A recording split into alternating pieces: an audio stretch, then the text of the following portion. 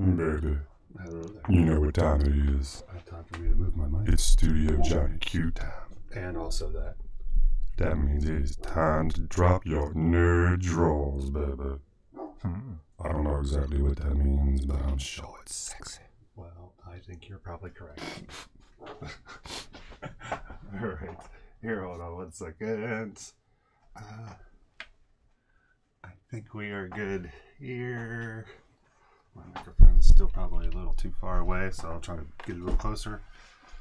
And hail and well met, fellow time travelers. Johnny Q here again in Studio Johnny Q for another edition of Addition Through Distraction. This is when Studio Johnny Q has visitors in the form of Randy, either virtually or in person.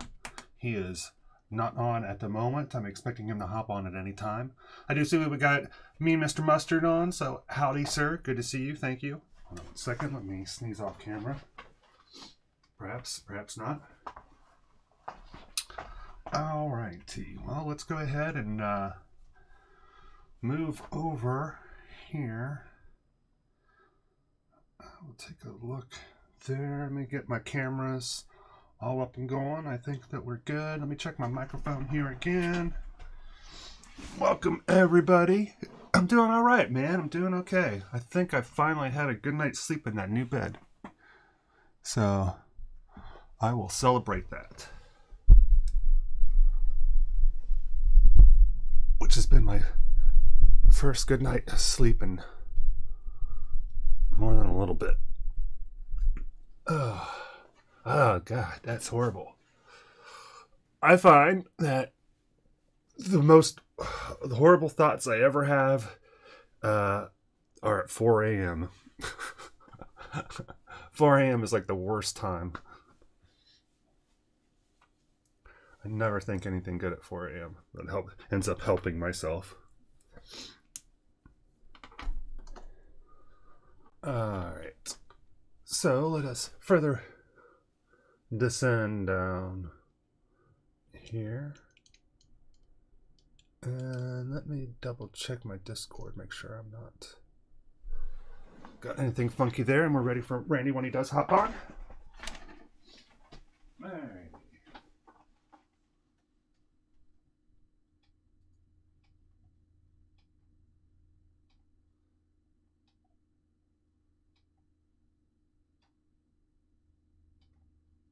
Oh, that's horrible.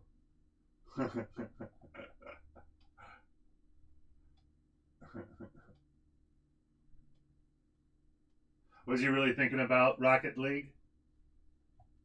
That's awesome if you were. Okay. That sucks. Yeah, it sucks. We have our shepherd has been when we first got him, he had a thing with his elbow, and we went to the doctor, and they put away. It looks like maybe it's come back, so he has to go to the vet today. So that's kind of our daily drama. But there's nothing worse when you're just about to fall asleep and then something happens to keep you from doing it, and for some reason you can't just go right back. Now you're awake again. It's the worst. Yeah, hopefully everything will be all right. We won't worry until we have something to worry about. All right. Well, so what we are going to do today is going to do a recap of last night's session. So I'm going to have to do a little bit of a rebuild and reconstruct. I want to make sure I take a photo of where everybody is beforehand. I was going to wait for Randy. Usually if he's going to be late, he'll just be a minute or so or have messaged me. But so something may have came up. Maybe he's getting some sweet naps in right now. So, but I'll just go ahead and that's right. Nicholas Dunn caused the ruination of this bridge, which I will have to reconstruct here. So, but it always thrills me that when that bridge can come apart. No, actually, it didn't frustrate me. I love it that you guys are using items that you have. Nope. No, it didn't frustrate me at all. I'm a big fan of your ever smoking bong. I'm pretty certain that's what it's going to get changed to.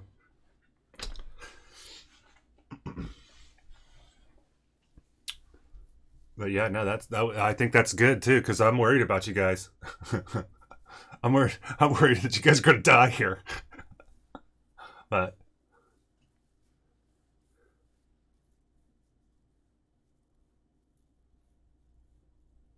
oh, cool, awesome, great, thank you, I appreciate that.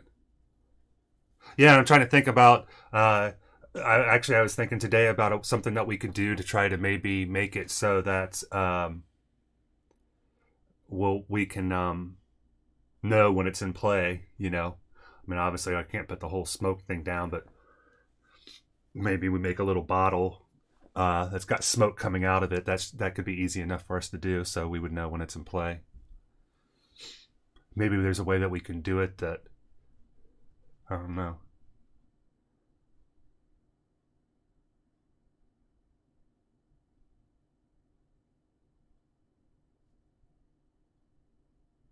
A wind can blow away the smoke. So it does just make smoke. It's just this thing that just keeps putting out the smoke. The smoke itself isn't magical. It's just smoke, but and then it sounded like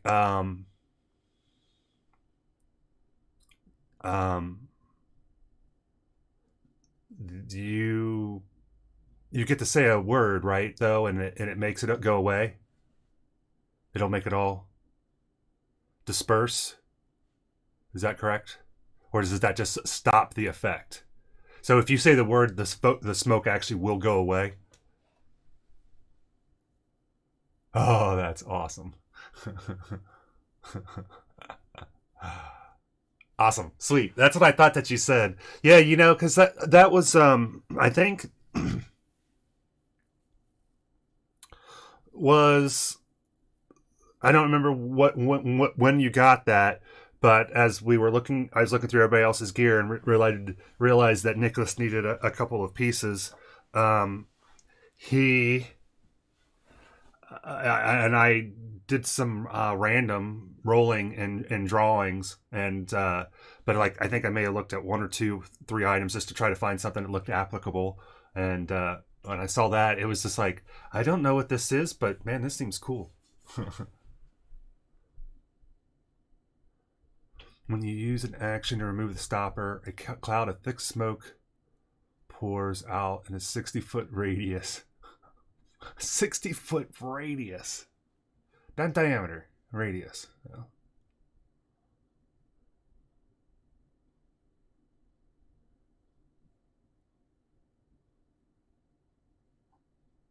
$10 feet and 120 feet. Cloud persists as long as the bottle is open. Closing the bottle requires you to speak its command word as an action. Once the bottle is closed, the cloud disperses after 10 minutes. A moderate wind. By a moderate wind, we mean 11 to 20 miles. Can also disperse the smoke after 1 minute. And a strong wind, 21 or more, can do so. Thanks.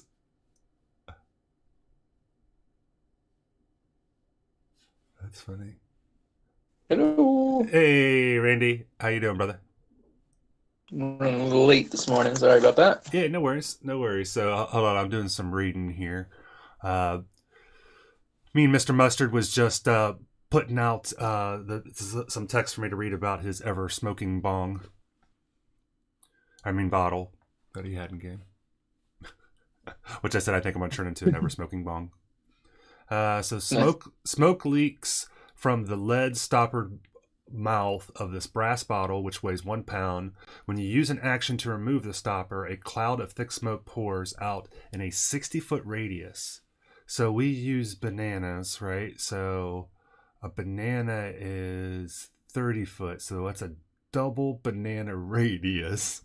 So it's pretty much almost the entire board, right as soon as you open it.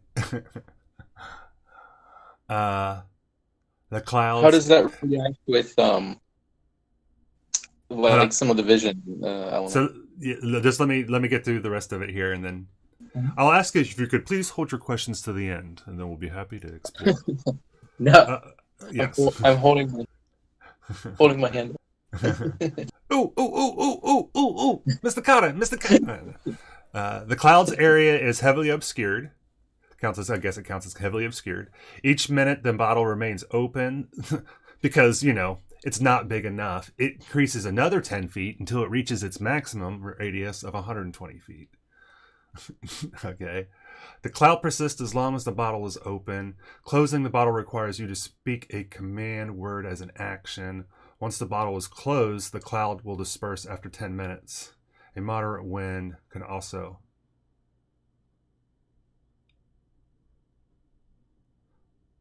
Once the bottle's closed, the cloud disperses after 10 minutes. I don't know. We might have to retcon that. Like I said, I think that item might change.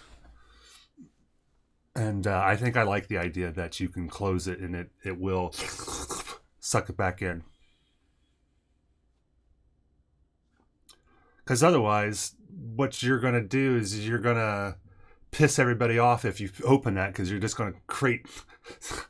Every board is just going to end up being smoke for the entire game. If you guys want, because once you're in combat, 10 minutes is forever.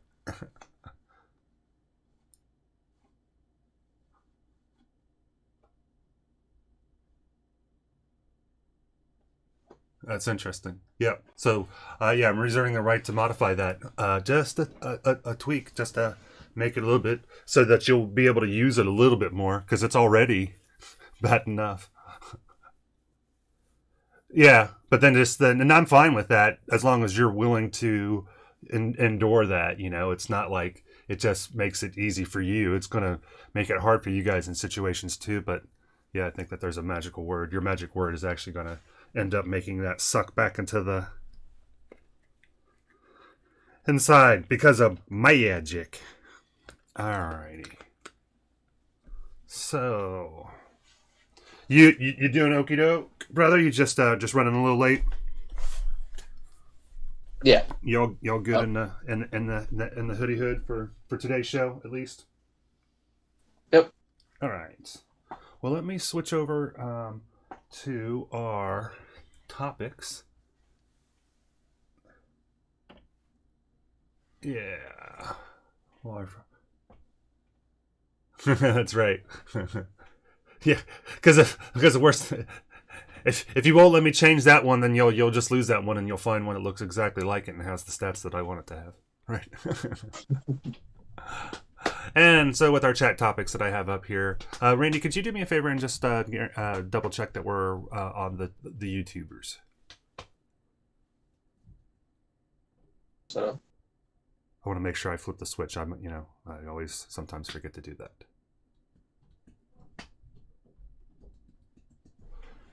And I'm thinking I might have actually.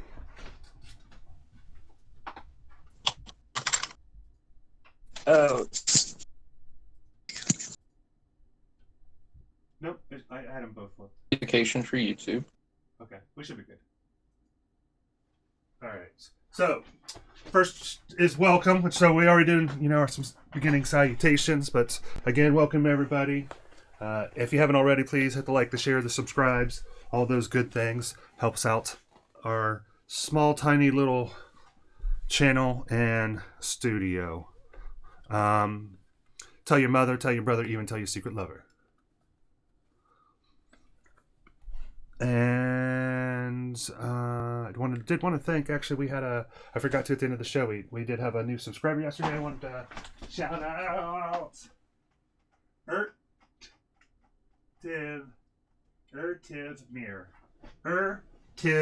Mir. Thanks for the follow. Again, welcome to the Q Continuum. Our titular moment is DM Hangover, so we're going to be reviewing our session from last night, doing a recap of it.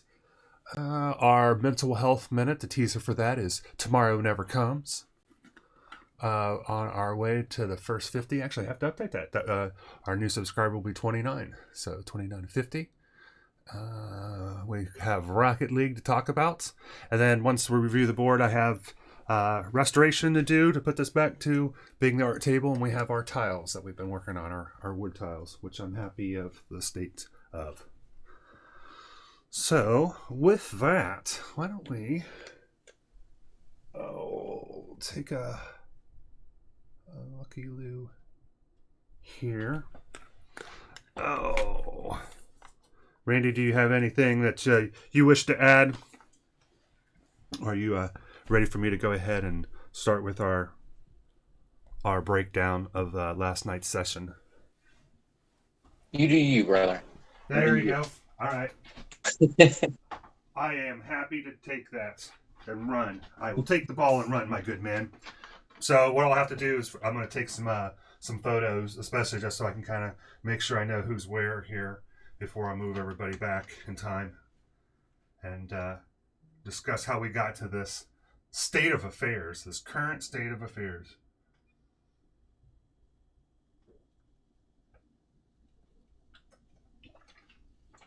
Sorry, I'm hydrating. All right. So,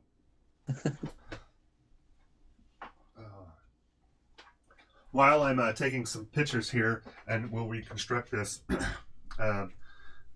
Mustard said that he wasn't sleeping last night. Yeah, you can, Rainey, you can tell us what your sleep status is. What we have right now is I think slept well, first time in our amazing bed. We've got an amazing bed, and on Saturday night, and I think I finally had a good sleep in it. And let's see here. Bring up my camera. And Tater said that, or Mustard said that he didn't sleep at all, but he went to bed thinking about Rocket League. So while I'm doing this, I figured we could figure out what it was that he was thinking, what his Rocket League musings were that ended up staying up all night. Yeah, I've been working late, very late, as in through the night. So. Oh, that's right. Yeah, you said you've been having some some issues getting Work information issue. and stuff, and Yeah. between that and your own Still, reticence still that you yeah. were having some issues getting some things done. Yeah. All right. I think. One of those head against the brick wall moments. Yeah. Sorry about that, brother. All right. So. I am. Yeah. So, Mustard, you have to tell us what your musings about the Rocket Leagues are. They say he started with Rocket League, and then last night his thoughts progressed. Thoughts started reviewing past regrets of life, regrets of past life. Yeah, that's no fun. You snip that in the butt, brother. Wow. There's no point. Yeah, that's lovely. How old are you? You're. I think he said he's 33. Didn't he say yesterday? He said he was 33. Yeah, give yourself another 7 years, and you'll be like, man, I ain't got time for that shit. Yeah. Yeah, you stop hating yourself and you start hating everybody else more.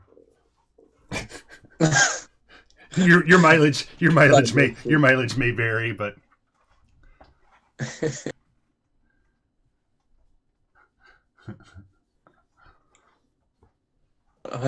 16, yeah. Yeah, when you're 18, somebody probably told you it, and it was probably raining. All right. Let me see here. Pull out our pieces here. Yeah, it takes a little. It's I think half biology.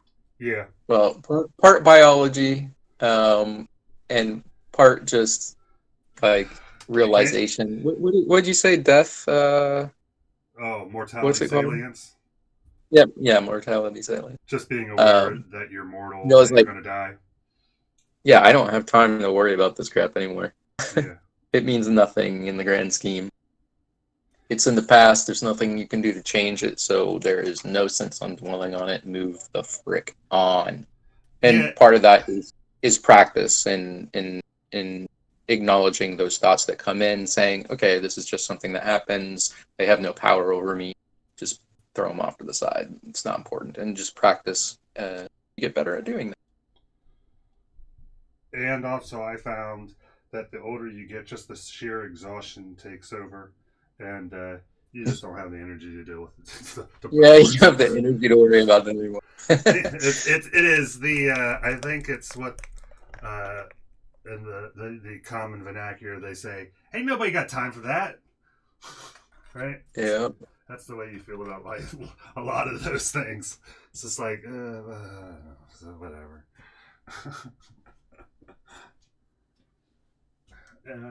He's like, being regretful of past choices is a sign that you've grown as a person. There is that, but you also have to know when to let stuff go and when to forgive yourself. Yeah. Move on. You know, that's a pretty meaty one, right? Regrets of past choices is yeah. I mean, you only learn through mistakes, right? You never learn from doing something right, and it isn't about really so much, I guess, the mistakes, at least not for the most part. It's what you took away from them. And that, yeah, that also depends in that sense, I mean, what your regrets are. Yeah. I guess there's, regret can come in a lot of different forms, right, Randy? Yeah. And I mean, is it something some of them you regret how you... Go ahead. Yeah, no, you can go around with it. Go ahead, please. It could be regrets about, some a way you behaved that you wish you had behaved in a better way, or it could be like just a regret of like, oh, I should have done this. I wanted to do that and I didn't do it. Which those are just pointless. Some are just utterly pointless. There's no like, you didn't do it. Oh well, move on. It didn't matter. You can't change it. Other thing is like, I wish I had behaved differently. Well, okay, now you learned. Cool. Give yourself the points for knowing that now. Forgive yourself your past discretion. because you didn't know any better or you've improved. So go from there. Grow with love. Grow with love.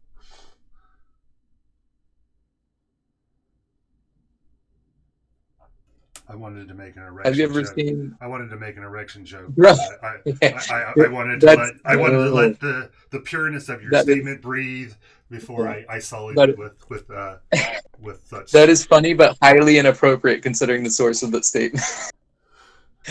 It's from First Wives Club with is it Bette Midler and Diane Lane and Is that the? That's the one where they all start singing, right? I think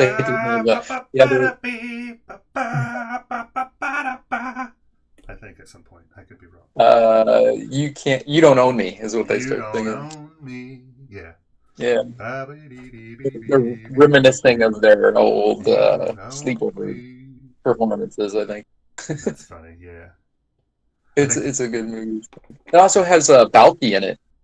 Oh, I can't remember the actor's name who played Balky. Yeah. Do you remember when he had there for a short period of time on HGTV? He had a remodeling show. I guess. Oh, really? Yeah, I guess he has a passion for remodeling. I was thinking somewhere like he played a decorator. He played a decorator in First Wives Club. Oh, that's funny. He was funny. Yeah. Whatever happened to them? Like I said, he got into remodeling. He has a passion for modeling. I think he likes doing stuff like out in Pennsylvania, like these colonial homes and things like that. And that's crazy. He liked to do like period restorations and things like that. I believe I do your own fact finding, but that's what my experience in the multiverse encountered. Can you remember what the show was called? No, I can't remember. Was it Cousins? Cousins? Weren't they cousins? Perfect Strangers.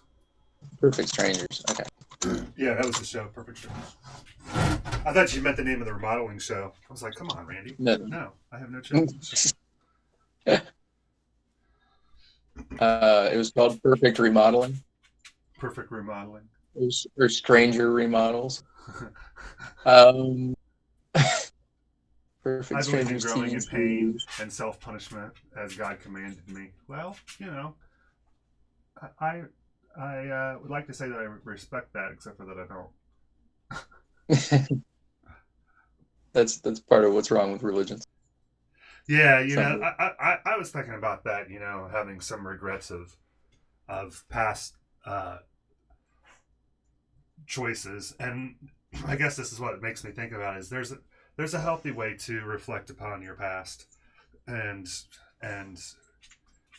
think about that and grow from it, but that wasn't what I was doing, and so I assume that's not what you were doing, as you mentioned regret, but there is a way to allow for that, because it was like,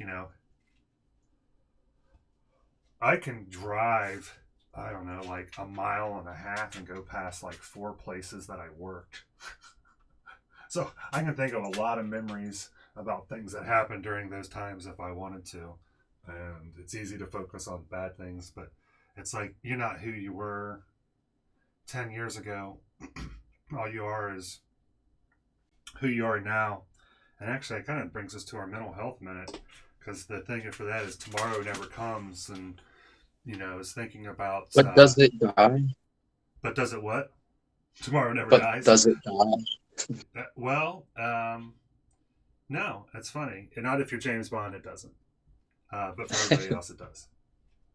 Well, if it never comes, it dies. But yeah, and there was this statement that I heard that resonated with me, that that anxiety is worrying about the future, and depression is about anxiety is over focusing on the future, and depression is over focusing on the past. And where you need to be is right now. And if you're in right now, then those things could fade away. And I know it can be more complicated than that, but I personally found that rang true for me in a lot of ways, and that was what I was thinking about with the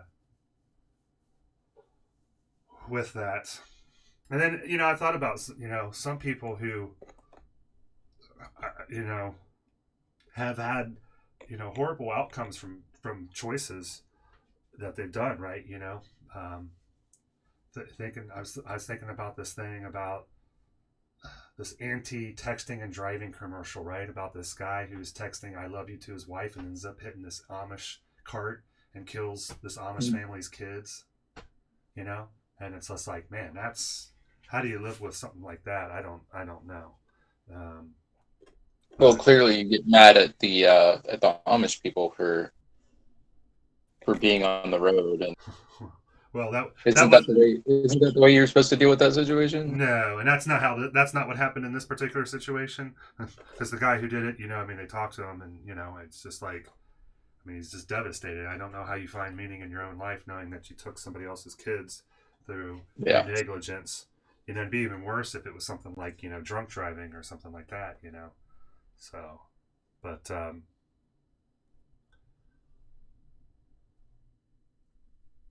yeah, so I guess That's like, the thing. A lot of times when you're in like on an inebriated state or anything, if you get to a point where you think you're fine, like nah, you know, um, and you need to try to remember like, well, you know what? It only takes a second, and it's not always, even if, like maybe it wouldn't be my fault, I'd still be somehow at fault. And then how do you live with that if something goes wrong? You try to, but I don't know. When you're inebriated, that might not be top of the mind, top of the head. yeah, I, yeah, I don't know, man. There's, yeah, it's tough, but so, I mean, I guess we don't have to dwelling on past life if that's what was keeping him up last night. That might not be groovy. So he's saying he wants to talk about Rocket League. Let's see if we can talk about some Rocket League here. So I was reading that when playing Rocket League, you want ball cam on 95% of the time. Only take the ball cam off is dribbling the ball or lining up to grab a boost. Wow. Huh. Yeah, I could see that. Ball cam is. I could see where ball cam is actually, if you learn to do something like that, how it's super useful. And maybe that's how some people are just lining up these perfect shots too, is by using the ball Hmm. cam, right? Because it's always putting you towards the ball rather than you trying to figure it out. But especially like maybe when you're in the air, I don't know. That would be, yeah, because yeah, you've constantly got your eye on the ball, and that's been a problem with, especially if you do a maneuver and you get turned around and stalled out, like I said, like I mentioned previously, I keep having an issue Sure. with. Then you lose sight of the ball. So I'm constantly like, oh crap, I can't see the ball. I lost the ball. Where is the ball? And you have to take that moment to find it, and that can be really detrimental. A lot can happen in that second or two that it takes you to get turned around and find the ball. Yeah, that's what I always I, say I about. forget about the ball. I forgot about it. Yeah, the it is funny how important time is and fractions of time. Being a longtime fan of hockey, that I always said that the difference between being good and bad is a half a second. You know, and it's like that's nuts. I mean, I've seen teams that the only thing that they did wrong was they held onto the puck for a half a second too long, consistently. That was the difference between our good teams and our bad teams. It's like that's nuts. I mean, it's more complicated than that, but if you were to have ball cam off, let me see here. Let me make sure I got everybody moved here, and then I can go ahead and sit down and do this. There's that. Dancing lights don't come into play yet.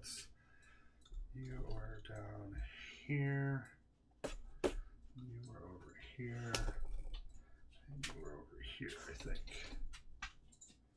Alright, I think I have a semi-decent reconstruction here of where we started. Alright, let's take a looky-loo if we can. You alright, Tuppies? Huh? Yeah, my bubbles. Did you want out or you want in? Are you want out? They're gonna stay in. It's up to you. Hold on, somebody's spamming us. Oh, it's Chrome stage. Never mind. All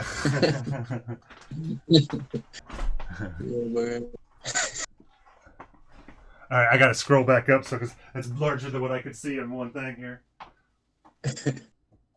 All right, so if you were to have ball cam off, you limit yourself to imprecise calculations of 3D within a 2D window. Not to mention, you would tend to line your car up directly behind the ball and shoot it exactly straight forward. It becomes easier to protect and read.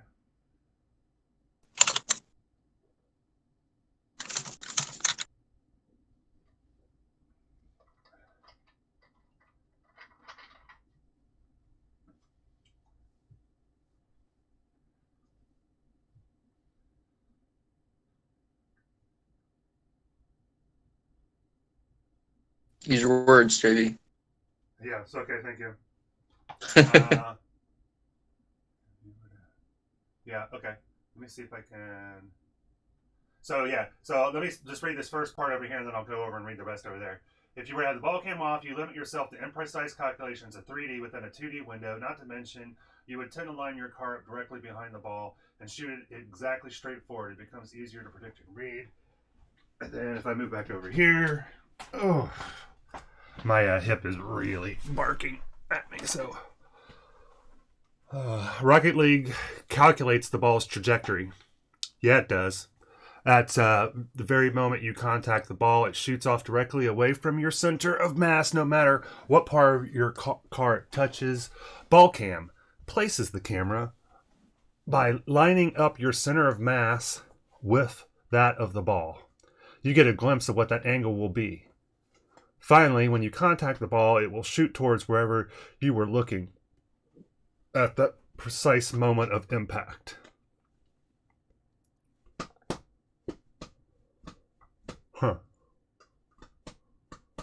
With this in mind, cross behind the ball as close as you can near miss it. Wait for the goal to slowly pan into view and line up behind the ball. Flip into the ball to close that gap and send the ball sailing. Whew. All right. I didn't bring my knife and fork. Apparently I needed to. To maximize your accuracy, you want to line up your car so that the angle of attack is as narrow as possible, but greater than 0. Almost following the ball, but not quite. This will pan the camera the slowest. You can further adjust how quickly the camera pans with a quick tap of boost or ease off the throttle. So yeah, all I'm going to require of myself is that I've read that. So now that I have read it, I will have to revisit that at a later date because I think that there's some interesting information in there. Yeah, it's a lot. I don't know. Good stuff. Yeah. So the thing that is interesting me though is that the case, Randy? So the ball is coming off the wall, right? You're looking at the goal. Mm. Yeah, basically ball cam good. That's the TLDR. Too long, didn't read. So if we're pointing this way, right, and the goal's here that we're shooting at, and the ball comes here, if I'm pointing at the goal, is that the angle that I need? Is I need to be pointed at the goal for it to deflect in? It's going to bounce. The ball will bounce off of you. No, because it'll bounce off at the angle that, or is it? See, that's what I don't understand.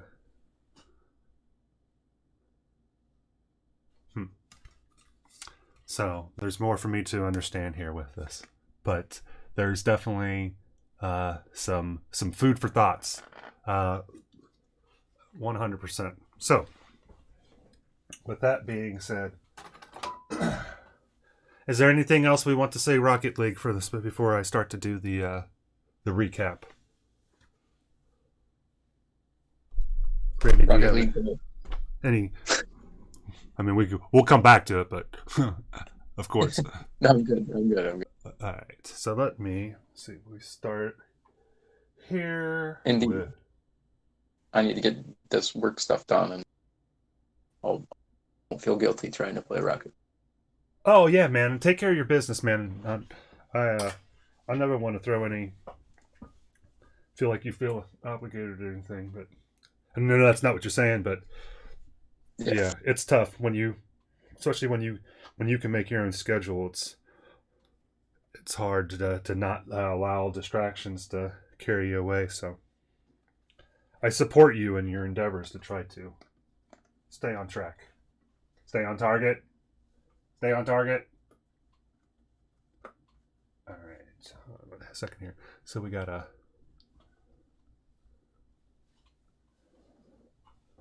Ooh.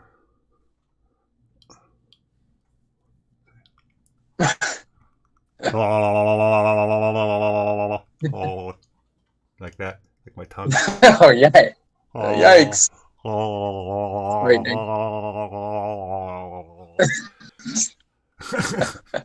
That's what we bring. It's the style that we bring. All right. Now that's what. If that ain't worth the price of admission, right there. If Hot Local Bob didn't get what they were looking for, I don't know. All right.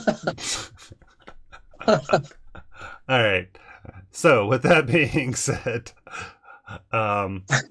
we are going to start off describing where we left off. So, we're basically, with our board just in general,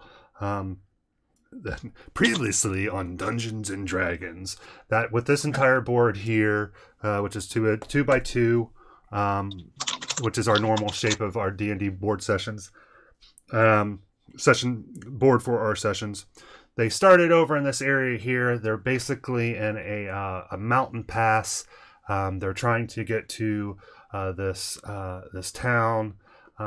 They came across a merchant who was willing to try to help them obtain safe passage through this area. He said this area in particular could have some hill giants through it, but it shouldn't be too bad. But for some reason, it's become overrun with them. He found himself in a spot of bother where he was actually over here with his cart, was on top of the cart, and he was taking boulders from giants up in here and over in here. We're throwing rocks at him. The party came over here, eventually met up with him. He has a magic word that makes his cart disappear, and we can probably take this opportunity to show the cart real quick, because why not? And this was the cart that we had been crafting on the stream over the span of a couple weeks. I'm really pleased with. Had a lot of fun. All right, with that. So he was on top of that cart, which was right here. And the merchant Catchpenny, they came up to him, and they knew this already, but I guess they had forgotten that he had a command word, a magic command word, and it shrinks the wagon. But nothing living can be inside of it when he says the command word, so he can't transport people magically or anything like that. So he had shrunk down, and he told him that there was a horse. His horse had been taken, and they knew that the horse had been over here, so they went to get to the horse. They had successfully done so in the last night's session, but the session before that. That's what they, Shasta and Dart worked towards doing that. And then at that time, there was a flying creature who had come into view and was firing heat. He had a breath weapon that he was using, and he used it against Nicholas, because Nicholas and Furion had made their way up here, started attacking the goblins that were up on this bridge, and there was an orc who was bombing people. Shasta actually got hit with it and fell unconscious. But she got a natural 20 on her first death save, so that put her automatically back on her feet at 1 hit point. But Nicholas came up here, Furion came up here, and Furion has this halo of spores, which infects people that are within 10-foot radius. So he was infecting the goblins that were coming up towards him. His pet came up here and had thrown off the orc into the water, who fell to his demise. And that was pretty. Furion had used one of his new spells. I think it's Entangled Roots or something like that. That basically is specifically meant to ground flying creatures. So he grounded his creature. Wagon diet and exercise. Nice. So yeah, and that's what the webbing indicates, is that he actually was grounded. There was a goblin over here who was trying to see if he could assist him per command of the hill giant commander over here. And that was pretty much where we were at the start of last night's session, I think. So with that being said, we'll switch to a different camera view here. I'll have to take down the chat topics 1 second. Randy, is there anything worth that you guys were saying in the chat that's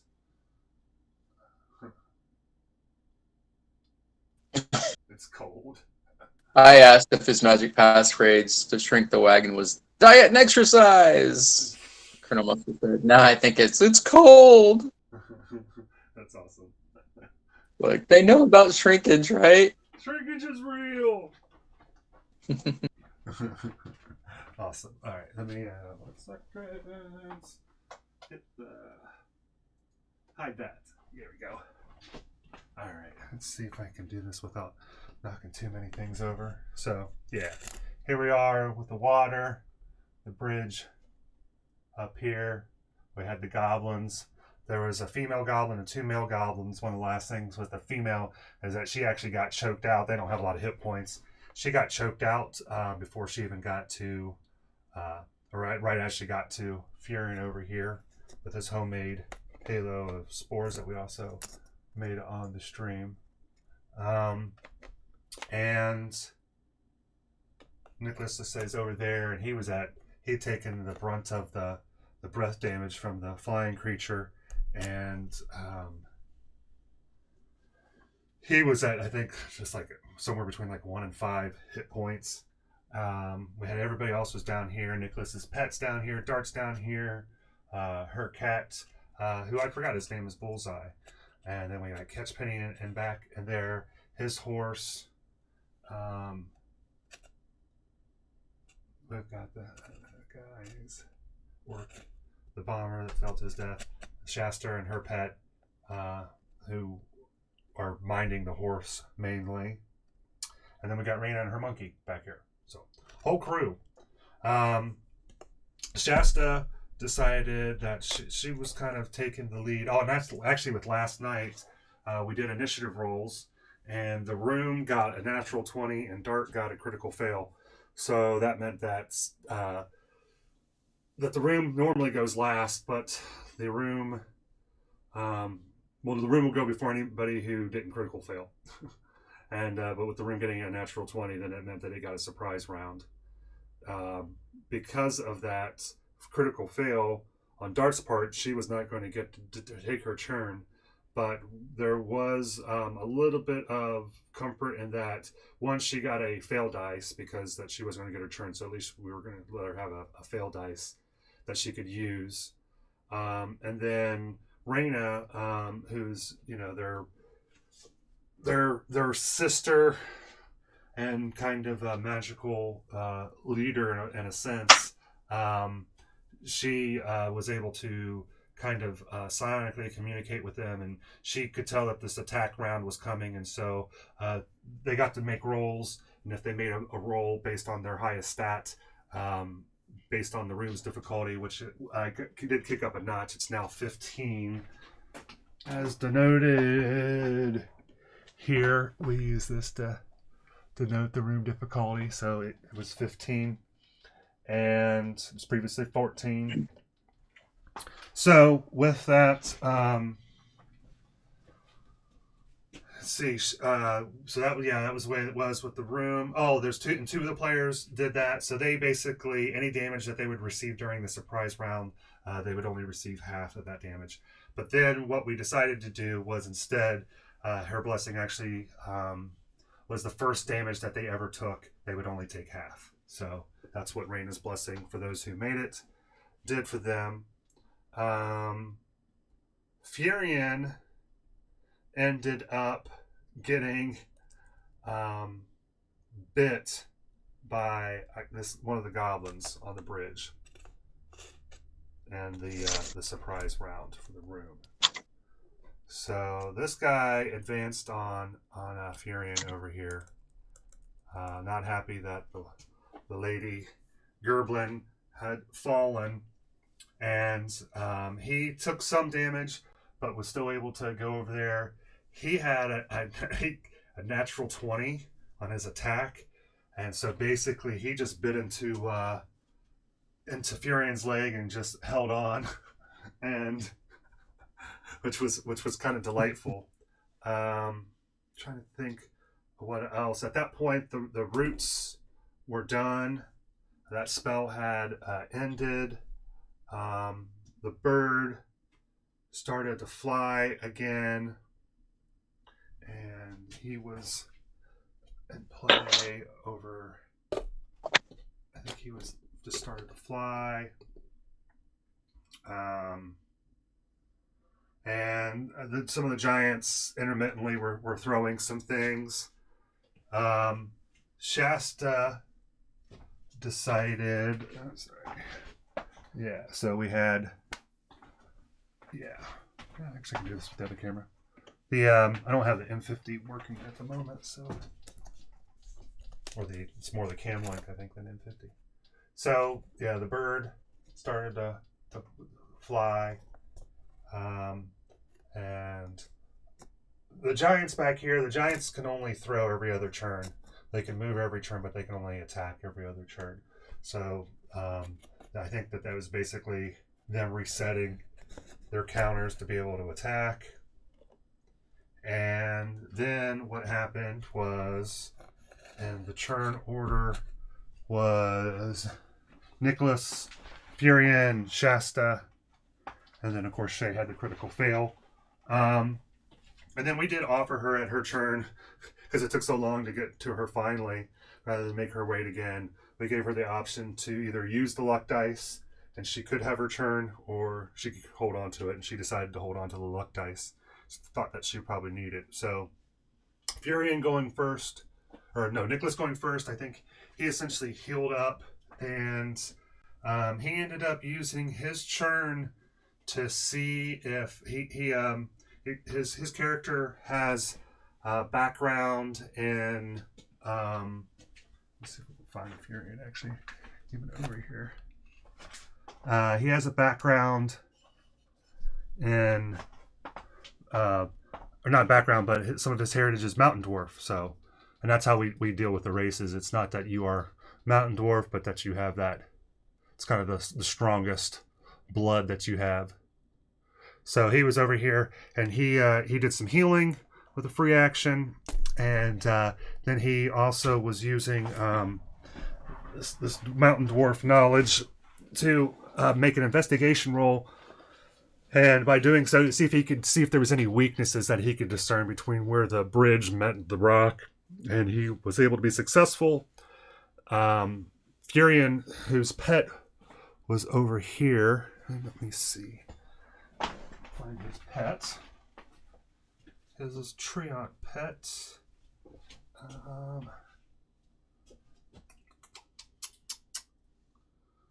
I seem to have misplaced his pet for the moment.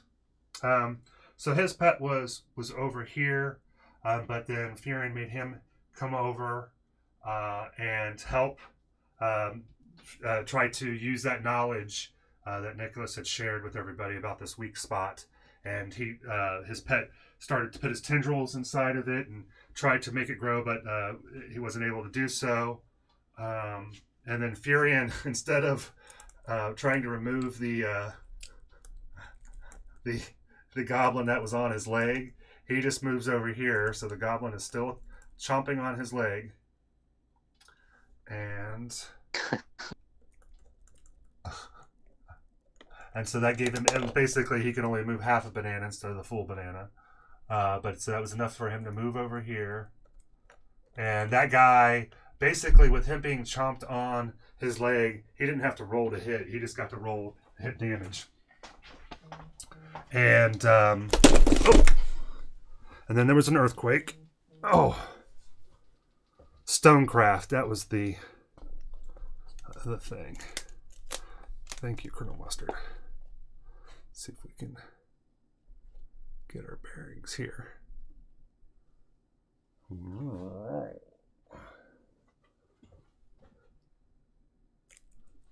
All right. So, yeah. So with the stonecraft, Fury moved over here, and then Shasta decided to move up the ramp, so she was over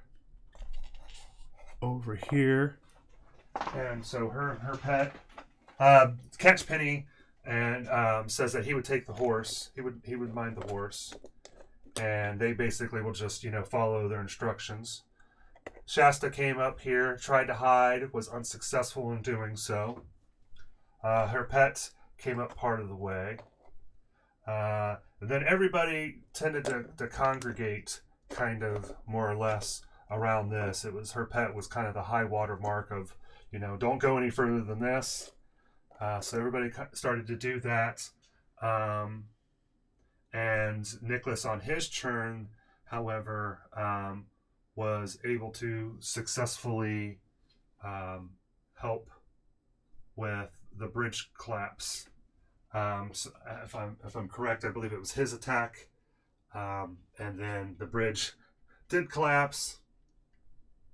And so, with that, we take our lovely Dwarven Forge modular castle. Or bridge here. Hold on. Let's do this from a bird's eye view, if we can. All right. And so then this, we'll take our bridge, and these are magnetic. So we just broke off the two end pieces.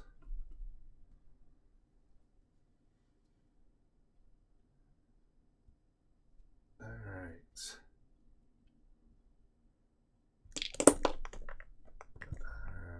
And so basically what we said was that the bridge part had fallen. So the female who was unconscious, she was further unconscious as she fell. And that there was a cord in between these two, which you gotta love that there's these magnetic ropes. Let's see here. Right? So you've got this line here, and this is where we can switch to a better angle. So if we take a look, it's in a book. Those are fun when you use them on your nipple piercing. When you use which on the nipple piercings? The magnetic things? The magnetic rope. Yeah, for like long ass tassels. I was just thinking about connecting the two together. But oh yeah, so you gotta have like a lifeline. It's kind of like yeah. There's a game you could if you put one on each and use it as a tassel and swung them around and seeing if you can get them to grab on this stuff or connect to each other. Yeah. You like to put beads between them and use it like an abacus. Or it's like you're scoring points in pool. All right. So, with that being said, thank you for that. Appreciate that, Randy. So we had this dwarf whose bridge fell out from underneath him. So he got to try to make a grab on the rope, but he didn't, and it brought everything down. So, no, actually, that was not what happened. He did fail his roll. He grabbed the rope and basically swung to his death. These guys, however, were fine. So, there we go. And yeah, so we had that. He still had his Chokey McChokerson spores on. And we have this piece over here, hopefully.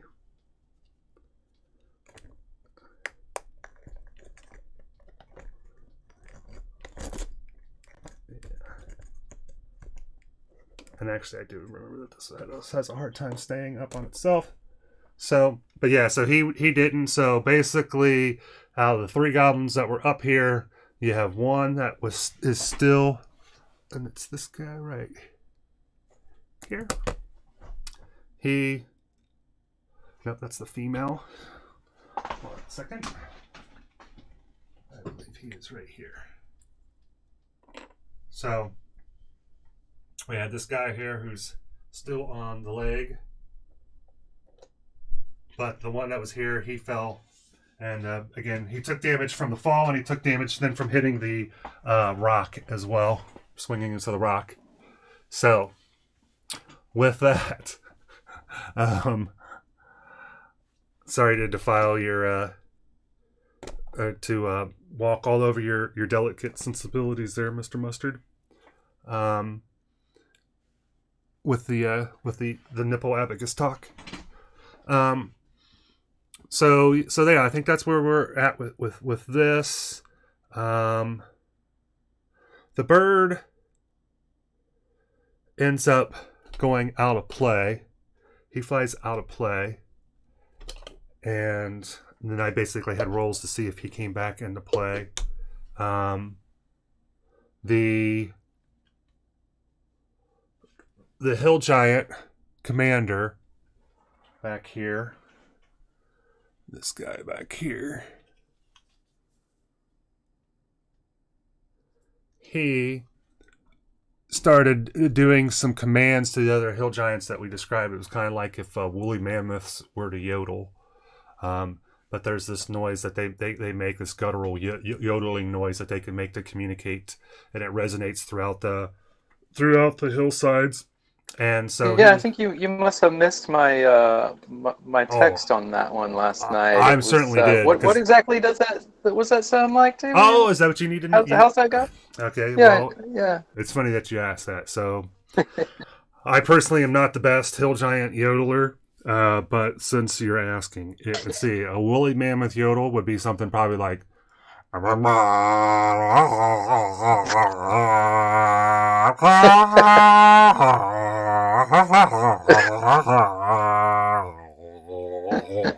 It's some good resonance there. Yeah, thanks. Appreciate that.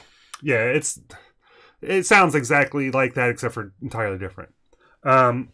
So yeah, So that was he was communicating to some of these other hill giants. This guy still tried to throw on his turn. This guy ended up coming down here, and this the commander himself ended up moving over here, and this guy eventually started to throw on everybody. But before that happened, see, there was a goblin over here, and we can use the female for now, perhaps.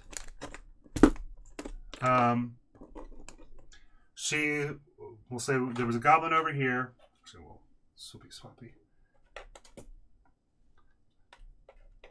And they were this giant. We was rolling to see what he was interested in, and his only interest was he's chained up. So if we take a look at him over here, he was chained to this post over here, and he asked this goblin to help him try to get out. Shasta tried to hide, but she didn't have a good stealth roll. But what she did do was make it look like a pair of bolt cutters, which I think was one of the suggestions of the party. She was going to use a magical illusion, and there was some discussion about what that illusion should take the form of. It was not allowed to take the form of a humanoid creature. So somebody had suggested bolt cutters. And so they made these bolt cutters appear over here. So he spent his turn asking the goblin to try to help him. The goblin spent his turn trying to pick him up. And I guess the way that the dynamic of that is that you have to have a successful investigation to know that it's not an illusion. He failed. So then the rest of the party ends up coming up and joining. They end up killing this goblin. I think he may have ended up just choking out on the damage. Or it was either that or Nicholas helped with that. I can't remember. But that goblin ends up dying. And he plummets. And then Fury and Nicholas start to make their way down. And the rest of the party... Oh, it helps if I actually show it. So yeah, so we had up here... We had Nicholas was up here. We had Furion and the goblin who was choked out through the spores and through, I think, also a little old school melee damage. So he basically is done. These guys start to make their way down. All right. Also, Shasta had her pet pull the guy who was in the water, had him pulled to the side, which I thought was a nice touch. Nice touch of humanity there. And they actually were really mindful of trying to create opportunities where people had opportunities to save themselves from death, from real death. So with that, yeah, these guys came down here, and then the rest of the party was Raina had moved up here with Shasta. Dart, she came over, and that was she wanted to try to talk to the giant. She, she's had some success here with convincing giants here recently. And you can see, I think it was a couple sessions ago where she had riddled a giant with self-doubt. This time she didn't want to do a deceit. She wanted to try to do a persuade. And she's like, we can help you. And after a little bit of exchange, basically, Dart and the hill giant, he was like, you want to help me? He said, no more words, show me. And so she came over and she was able to grab the bolt cutters, but Shasta then just made the illusion go away. And she says, I actually got something better than the bolt cutters. And so she was using some of her items. She was rifled through her inventory and found some things that she wanted to use. And she was able to successfully free the giant. On his turn, he promptly left. And let me see here. I think you were up here.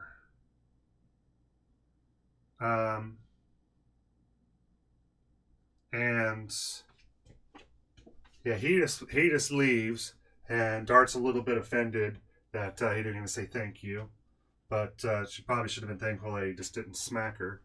But tomato, tomato. And then let me see. At some point, we have the entire party is all kind of lined up here. Oh, then the other thing is that Dart. So she's not thrilled that this guy leaves, and like I said, doesn't even say thank you or anything. But so she tries to sweet talk the Gerblin. She's a big fan of the Gerblins ever since session 1. And so she tries to say, hey, have you ever heard of me? I'm Dart of the Manky Boot. What's up? And he's like, I don't know what you're talking about, lady. But she's like, well, here, do you want a ration? She's like, well, it's basically like beef jerky. I gave him some beef jerky. And I'm like, well, he is, he's on hard times, but not so hard that he isn't, somewhat offended that you just basically just try to say, hey, I know that we're in a death-defying situation. You want to help me out? I'll give you some beef jerky. But we made some rolls, and I gave her an opportunity to sell it, and she sold it. and it happened to be I'm something. sorry. I meant gourmet beef jerky. Yes. He said Parisian. This is Parisian. It has an artisanal blend of herbs and spices. Yeah, and yeah, that was it was carefully pulled from the bones of an aged carcass by the worn hands of a loving grandmother. Yeah, so it was all of that. And so she did make it. And it, we said that he ended up the smell reminded him of something from his homeland. So he actually was really into this jerky. So we let the dice tell the story, and that's what the story that the dice told. And she may even used some of her luck dice there, which is cool because it gives them opportunity to, try to heavily lean on some interesting story points. And also I appreciate in this situation that, you're in a situation that is a bunch of hill giants, and you need to look for some non-conventional or by not conventional, I mean less stabby ways of solving some problems. So I'm pleased that they're trying to do that. And then so he agreed that he would try to help her stay hidden. He's like, she asked, how do we get out of here?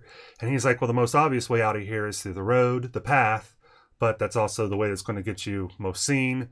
And so she convinced him to try to help, stay as hidden as possible. So he said he agreed to do that. And then, like I say, everybody else is up there. And I think it was about that time then that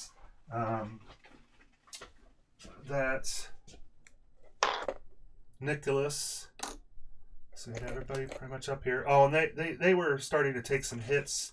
Well, this guy was throwing rocks, and they hit hard. I can't remember what it's like, but it's a lot. And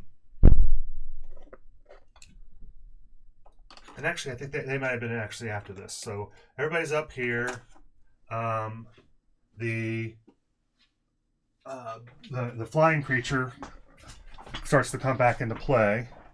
We rolled to see which angle, rolled a d12 just to see kind of where, if you imagine a clock face, where he's coming from. So he came from 8 o'clock. So we had him over here. And so he's entered play again. Also, there was one point when Fury was over here, he actually wanted to make a spell cast on the on Lothar, the hill commander, and hill giant commander, and it was really cool because he was in a unique spot to being. He was so up on this piece that before he descended, he wanted to try to do this, and he did. He had a real nice line of sight on him, but unfortunately, the spell failed. But that was kind of a neat moment because let me see here with the camera here. We had so Furion was, up here, and then kind of like where this other giant is where that guy was. So he did have a really amazing line of sight on him. And we say that each elevation here, although it's only represented by an inch or 2 inches, it's, really like 20 feet per elevation. So then I think it was about this time that we had Nicholas use one of his new items where it was it's a ever smoking bottle, and basically when you open it up it causes smoke to come out in a 60-foot radius, so they're all obscured right now in this big heavy cloud of smoke, which I think is awesome because again these guys, and I forgot, these guys hit hard, so yeah, they're really going to need to I don't see them really probably fighting their way out of this scenario, so it's good that they're using some additional tactics. So that's where the session ended, was with this giant that they freed, and they recognized him as being a giant similar to when they were in the Crystal Keeps, that there was a giant that was experimented on, and so that's why they ended up trying to see if maybe they could free him instead of fighting him. So he's now on the loose. And he ended up attacking the goblin that it came over to help him. He attacked, and so they fled out of the play. They're like, hey, screw that. And then Lothar, I believe, is commanding the giants to try to engage with him. And I think and then he fired into the smoke. And we said that the smoke was actually going to cause half damage. And so a lot of people took a lot of damage on one of the rock hits. And I believe that's where we left it. Randy or Mustard, is there any other salient points that you think we didn't cover? So pretty good. Yeah, I think that was a pretty... Cool. Nicholas would be able to... Yeah, so Nicholas said that... Yep. Cool. Was there any other funny lines that Randy had that I missed? Because I didn't actually get to watch the chat a lot. It looks like that there's always really funny stuff. And then I can never see also, I can't see from my vantage point what any of the GIF emotes are. Or any of the GIFs that you guys post. You know what I mean? I don't know. I had some... Screw you, Mustard. Screw you. Randy who? Oh, yeah. Hate you guys. I'm going home. Oh, wait. No, like I said, I totally appreciate you being in the chat and helping it. Because especially, it's like, I know it can be a long time until it gets back to your turn. So it's help. I'd rather that happen. Which brings me up to a topic that I would like to discuss with you, Randy. Theoretical situation. Mm-hmm. So if you have a player, theoretically, and you thought that, you're trying to do a remote session game, and you thought maybe they were like multitasking during the game and weren't, like they were playing your game and playing another game simultaneously, how do you think that you would want to handle that situation? I suppose it depends on how bad it is. If you're uncertain and you're trying to identify it, then you would probably throw some stuff their way that they would have to deal with and pay attention to. Try to judge if they are paying attention or not in that sense. If they're being particularly disruptive, then you gotta do what you gotta do. Fair enough. Colonel Mustard, you can feel free to offer your opinion on that as well if you feel that you can give me your solicited opinion. One of the things I appreciate is that basically, like, this is my sheet to run the game. I've reduced it down to this. This is just basically. I mean, these are all the monsters. Should be drawn in quarter. So it just basically tells me, the way that I do it right now is that for each monster type, I just give them a general plus over. So it's not like they have a plus to this in their strength or a minus this for their dex, or they're really good at this thing. It's just nobody cares. So I give them just some pluses, so they're just not straight rolling. And then what I'm trying to do is that for the different types of monsters, that they have something that agreed.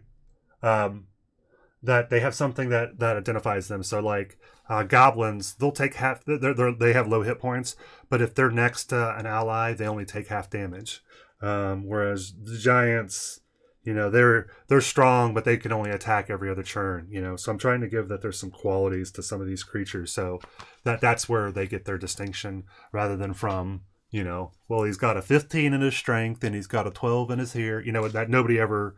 That as a player never really means anything to you to enrich the game. So, but that is for what it's worth. I want to see some powers of persuasion being used to convince one of the giants that he's really a mouse. Yeah. Okay. Yeah, this is a thing that I'm having a hard time with too. As we've mentioned this again and again. About yes-anding, right? That I'm really trying to focus on yes-anding. But then I don't know. I feel awkward in situations where I have to say no. But it's just like... And then also, it's like when you're saying yes to some players and then some players you're saying no to, I'm sure it feels like, like you're picking on them, but if somebody has something in their background, and they're saying, hey, can I try to use this thing in the background? Or I have this item in my in my inventory, can I try to use this? You know, I try to say yes to that every time that I can, but it's like, hey, can I walk on the ceiling? Then it's just like, no.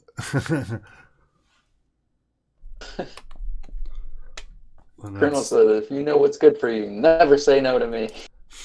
Yeah. Unless you want your comeuppance, sir. If you know it's good for you, unless you want to know. Cops up in here. Unless you want to know a good old fashioned busting the kneecaps, I tell you what, Johnny.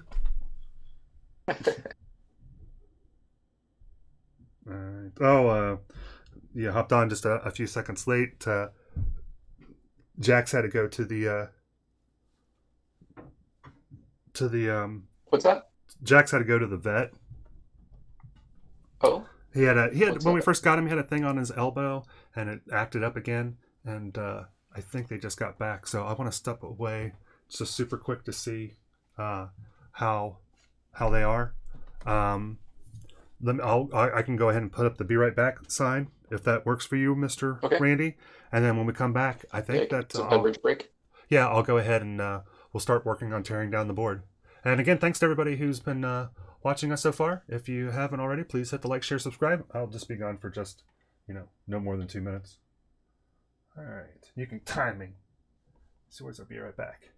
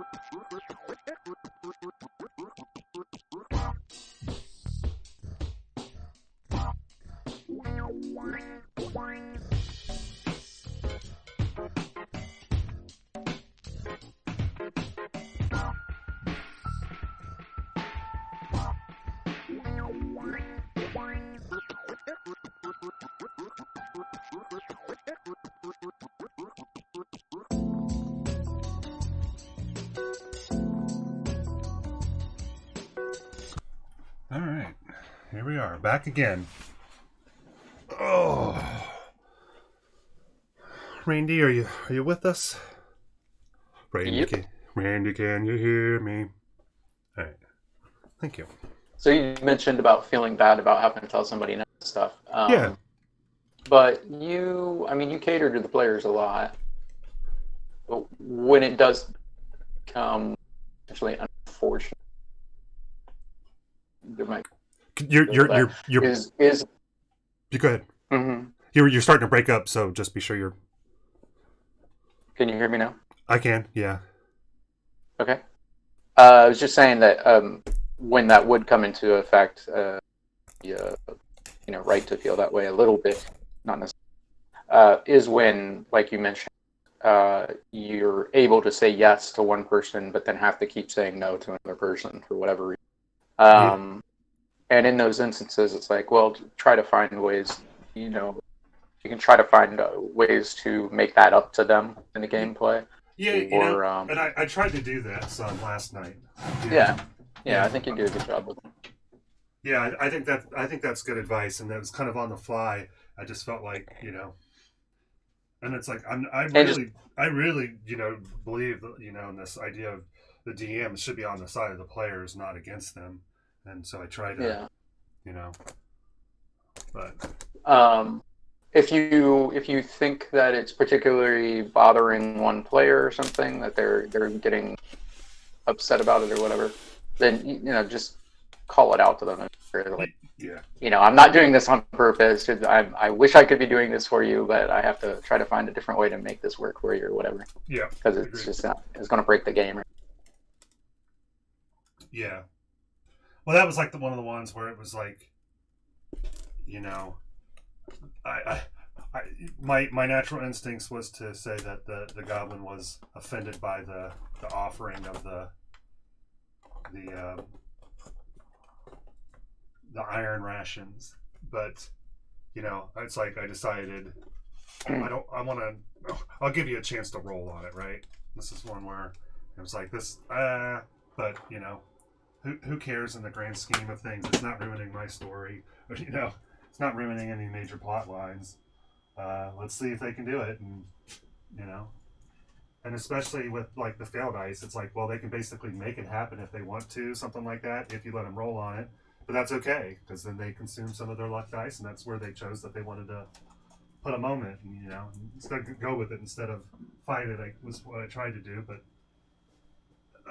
yeah, and like as long as it's not negatively impacting the story, then it's fair game, I'd say. And then if it's something you're worried about, like, okay, well, this is going to be too OP. Like if they get somebody on their side that's going to throw the balance of that board off, then you could just give them the benefit of having that character for that. Yes, you succeeded. You got him on your side, but unfortunately, he got one attack in, and then he was killed. Yeah. So yeah, we kind of had that problem too. Something like that to balance it out. Yeah, and we kind of had that problem too, where it's like, they were wanting to persuade the giant, and I've mentioned this just in general that, the way that we have it is that there's a room difficulty, and so you just have to hit the room difficulty. But that doesn't mean that that you can say, well, I'm going to think real hard and I'm going to poop out a diamond. Well, I'm not playing then. Well, you can. I'm talking about. What's the point? Okay. I'm talking about the comedy. No, I'm not talking about you. Yeah, you can poop out whatever you want, baby. But yeah, so it's just like you can't roll on something that as a DM I think can't even exist. And that's where, and you have to represent the physics of the world and the integrity of the world. So that means saying no. Otherwise, it's just like, I'm gonna jump, but I'm gonna really jump. So I'm gonna jump from one side of the board to the other. Well, no, you can't quite. It's not a thing that can be done. Yeah, there are constraints. They have to provide some viable mechanism for them to be able to break the normal constraint. And there was a good moment where it was like, I think it was Furion, and I asked him to do something, and it's like, this will be strength, and he's like, well, could I use Dex instead? And it was just like, how would Dex apply to this? And he was like, it wouldn't. I just want to use it instead. And I was like, okay, well, I guess you answered your own question, right? We'll keep moving on. And it's like, I love players, if you can think of a way to make it work, by all means, yeah.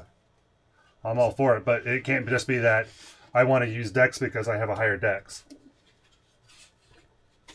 And that doesn't work.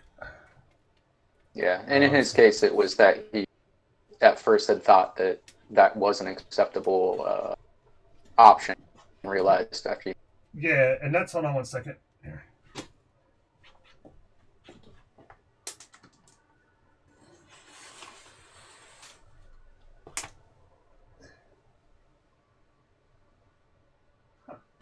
So we mentioned Balky Bartokomous earlier. Yeah, hold on to that thought.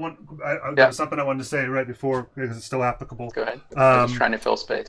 Yeah, no. Was that that's one of the things I do really appreciate about Furion, and just in general, is that all my players have different needs, have very different needs, and it's good for me to try to be sensitive to that and do what I can on my end to facilitate that. But one of the things like Furion with him, it's like, if you say it's this way and he says, why is it this way? And you're saying, well, because, blah, blah, blah. This is my thinking on it. And he's like, yeah, okay, I see. That makes sense. And he wants the world to have integrity. And if you explain it in a way that has integrity, he wants to do that. And he's not just meta.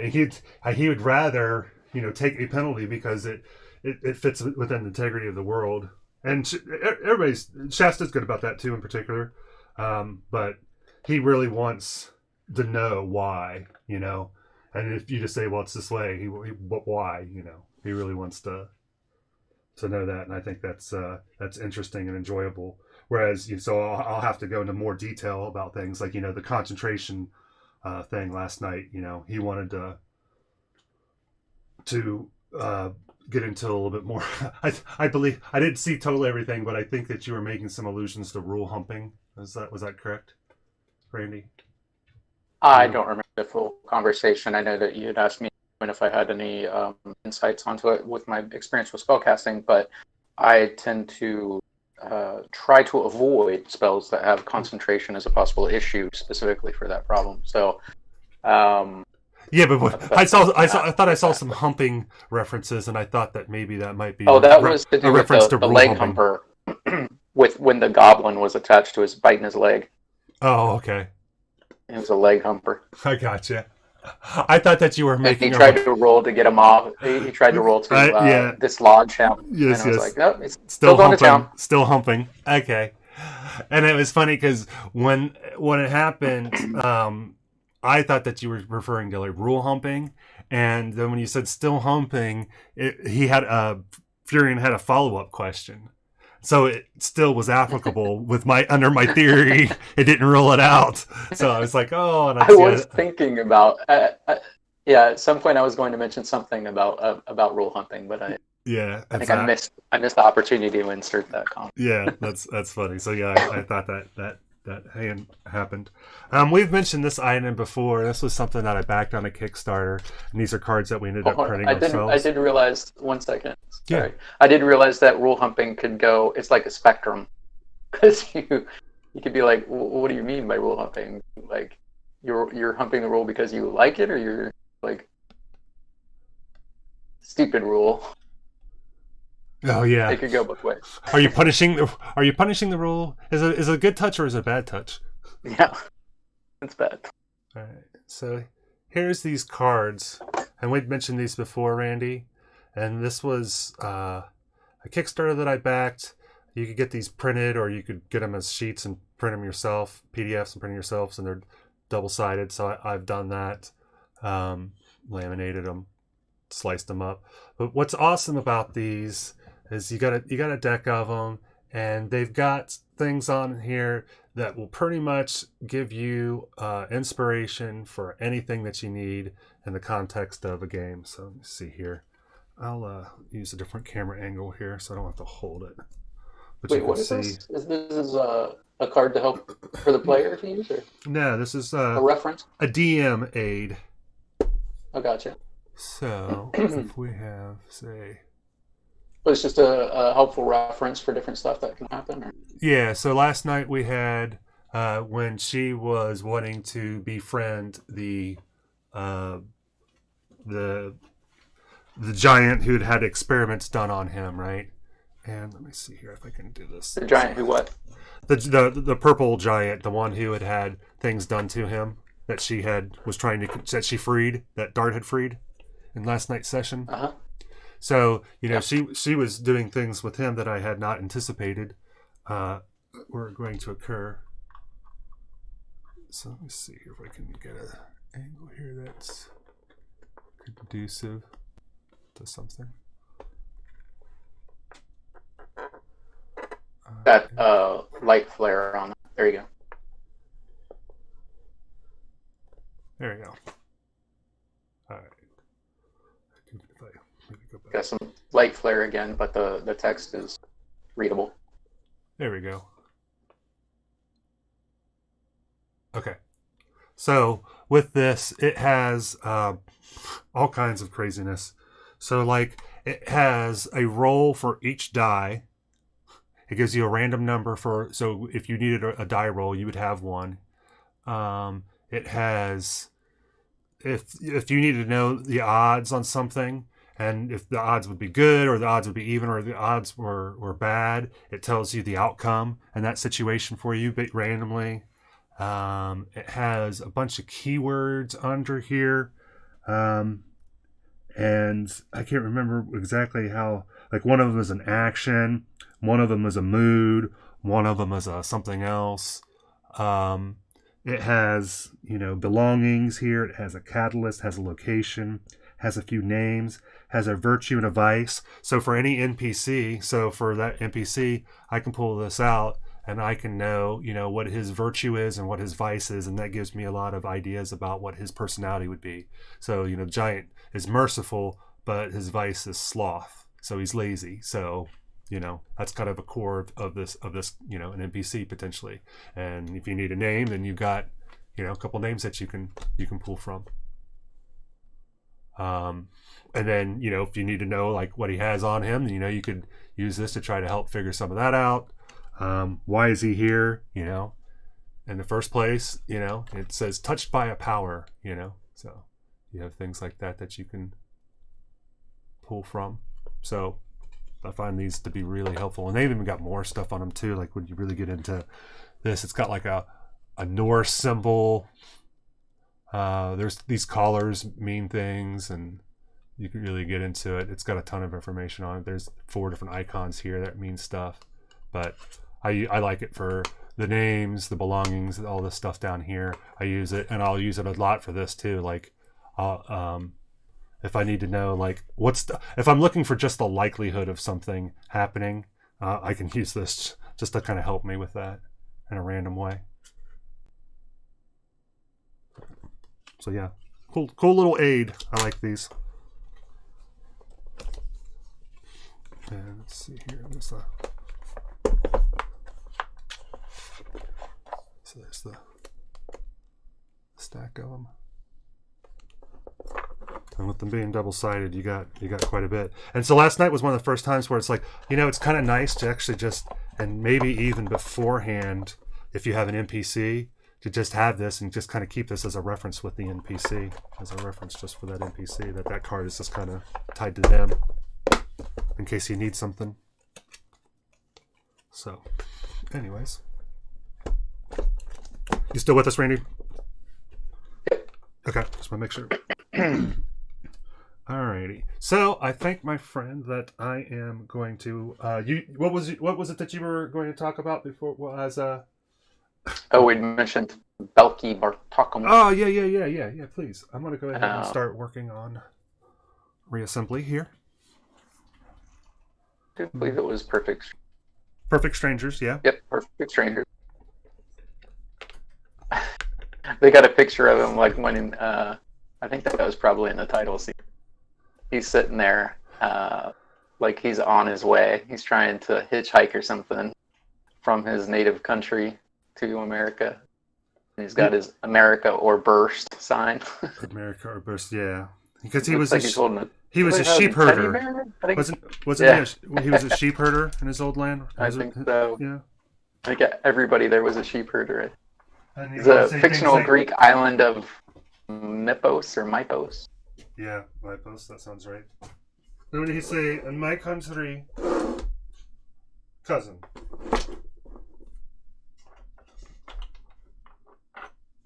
It's Bronson Pinchot. Bronson Pinchot. Yeah. He was also. He's still acting. He was also in one of the Beverly Hills Cops movies, I think. He's been in a lot of stuff. Something I watched The Chilling Adventures of Sabrina. And apparently he was a recurring role in 8 episodes, but I don't remember him. So I don't know if he just looked way different now, or if I'm just having a senior. What was Malcolm's catchphrase?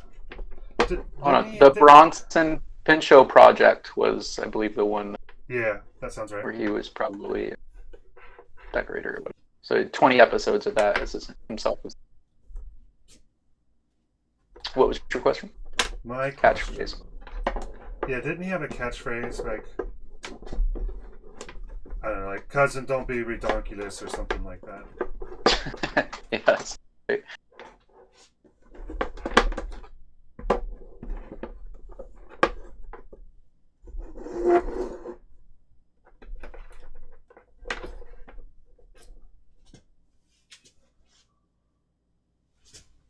I think it was "Don't be ridiculous" or something, but he said it really fun.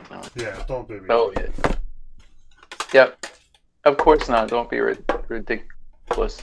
Ridiculous. Don't be ridiculous. Yeah, and I remember that that I strongly felt that his brother Larry, had a girlfriend who was way outside of his league. It was like, yeah, no, he's way outkicked his coverage on that one.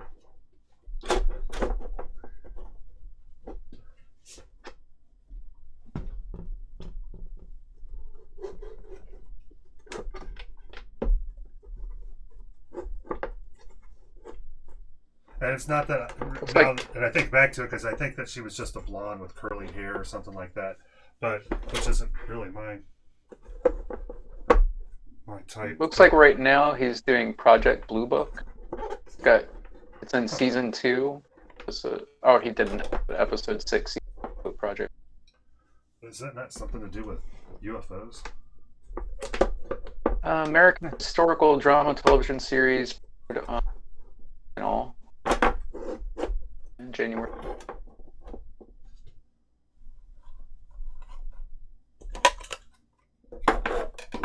Based on the real life Project Blue Book series. Looks like it. Yep. So it's a dramatization that has to do with Project Blue Book, the UFO. Yeah, based on a real life Project Blue Book, a series of studies on unidentified flying objects conducted by the United States Air Force. That was something I had mentioned the other day in chat, and I think that Mustard had hopped off in between.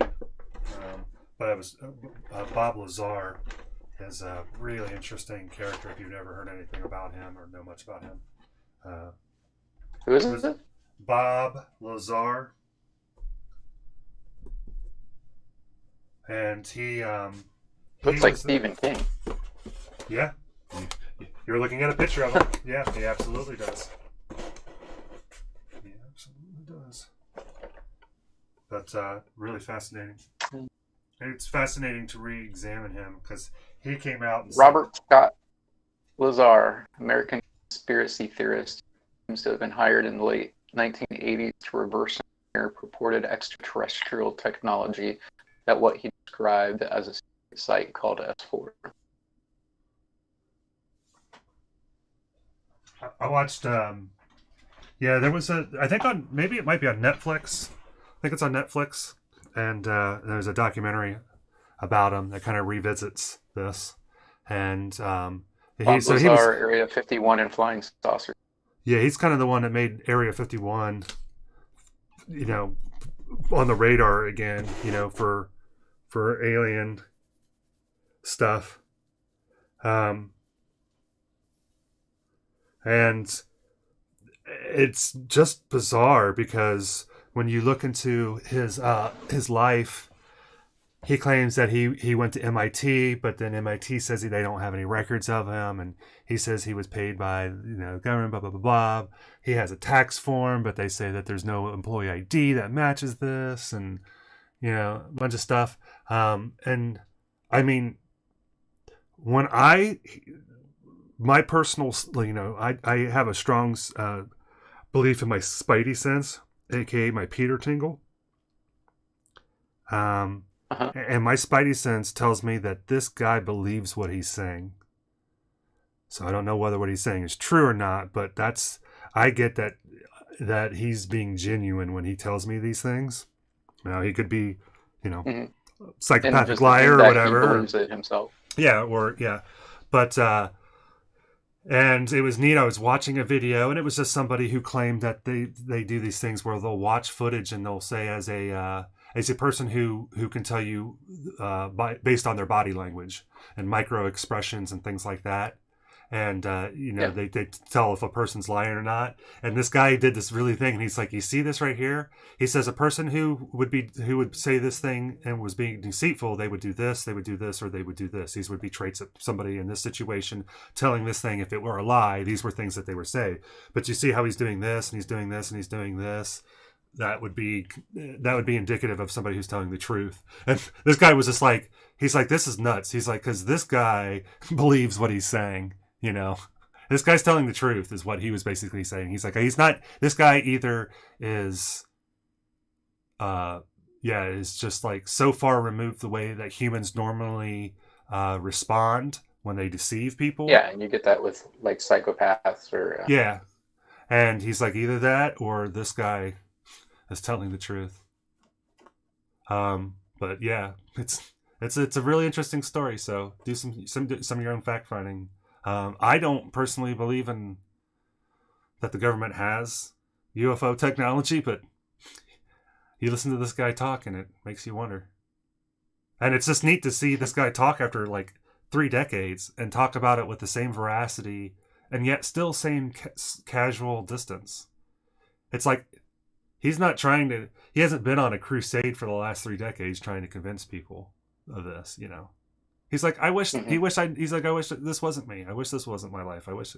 And like, according to the documentary, like while they were doing the documentary, the FBI keeps raiding Bob Lazar over and over.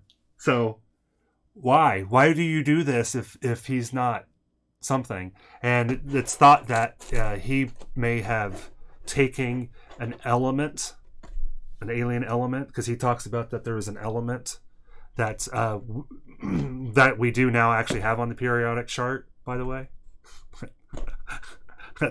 that wasn't on the periodic chart beforehand that he mentions and now is. I don't know. That's kind of odd. And yeah, so there's that stuff. But there's thoughts that he may actually have some, and whenever you try to get him to talk more about that now, he doesn't talk about the element, at least not in whether or not he has a sample or this. That's one of the things that he won't talk about, and he says that there are things that I could do that would further add credibility to my story that I refuse to do as well. And you got to get the feeling that it potentially could be because, something like if he did have something like that and he doesn't want to because he knows that this, that, or the other thing. I don't know, but it's weird. It's interesting. It isn't. I think that it's hard for probably most people to watch it and just one way or the other just feel like I definitely think this or I definitely don't think this, because you're like, with some of the things that don't make sense, it's like, okay, well, yeah, whatever, that doesn't matter. And it's like, well, they say they have no record of him. Okay, so if somebody was doing something and they hired people who have secret employment with you, you don't just call up and say, hey, was this person a secret employee of yours? And you say, oh yeah, absolutely. So well, you wouldn't be able to get this information, right? You wouldn't be able to get somebody's tax information who was a secret employee. Right. Right. So it's like some of that stuff is like, but then some of the things it's just like, okay, well, you have to have some records of you being at this school, right? And they're like, well, there's no pictures of him in the yearbook. And he's like, well, he wasn't an undergrad. Lots of overgrads, when he's getting his master's, he's not going to get, a lot of people aren't in a yearbook, right? Because it's not like you're the class of whatever. It's whenever you finish your degree sort of thing. And yeah, welcome back, Mr. Mustard. And so we're talking about Bob Lazar. Says he owns and operates United Nuclear Scientific Equipment and Supplies, which sells a variety of materials and chemicals. The chemical that you, or the element? I wish it was called unobtainium. 2003. But it's not. Later named Muscovium. Was that 113? Element 113? E115 is a stable isotope of E115, which allegedly generates a gravity wave that allows the vehicle to fly and to evade visual detection by bending light around it. Yeah, and so I guess now that element exists, but there's not a stable version of it, and there's no way to tell if it has any of the qualities that he's claiming because there is not a known stable version of it, I think is kind of what my understanding is. Yep, no stable isotopes of Muscovium have yet been synthesized. All have proven extremely radioactive, decaying in a few hundred milliseconds. I think the Muscovians was the one in Age of Ultron that they dropped the island on. Wasn't it all the Muscovians? No, it wasn't. Sorry, that's fact writing. What is that? Why can't we talk about fun things? This is fun things. Sorry.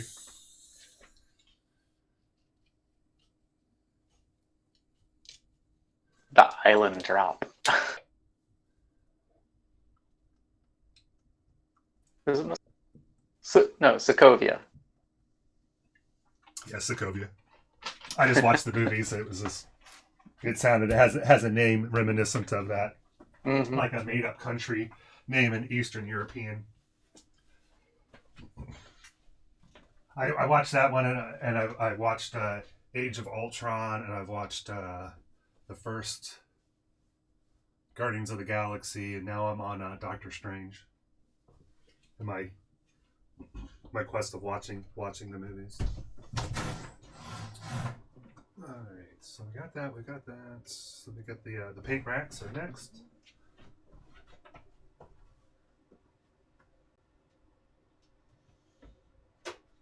It says he claims to have earned a master's degree in physics from Massachusetts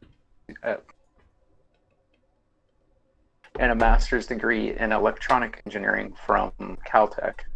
However, there are no records of him ever attending.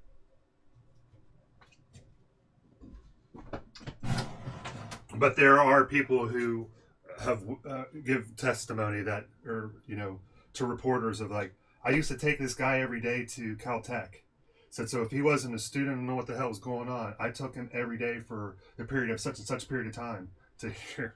They were like, yeah, I knew him. And, and you'll get people like, yeah, I knew him, or yeah, I did this, or yeah, there is weird other corroborations to the things that he says. But it's and then like while you're watching the footage, like they showed him getting raided during this documentary. It's like, why would FBI nowadays be doing raids of Bob Lazar? It was totally bizarre, and you can document a lot of that stuff. That's like that they keep that he's been raided by the FBI like 12 times or something like that. And totally said bizarre. in 1990 he was arrested for aiding and abetting a prostitution, which was the felony was reduced to felony, to which he pleaded guilty. Yeah, and I have he was 150 hours of community service, stay away from brothels, and undergo psychosis. Violating federal hazardous substance.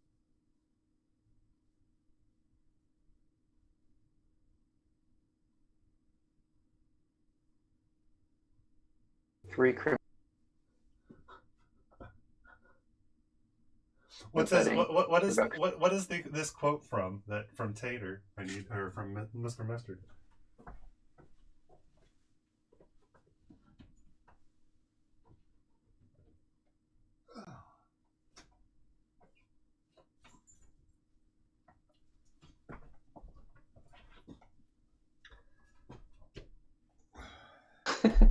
Nice.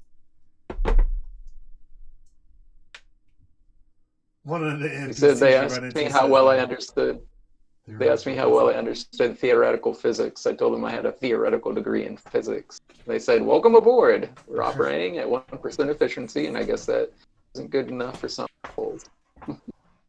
From Fallout. That's awesome. NPCs you run into says that. That's really cool.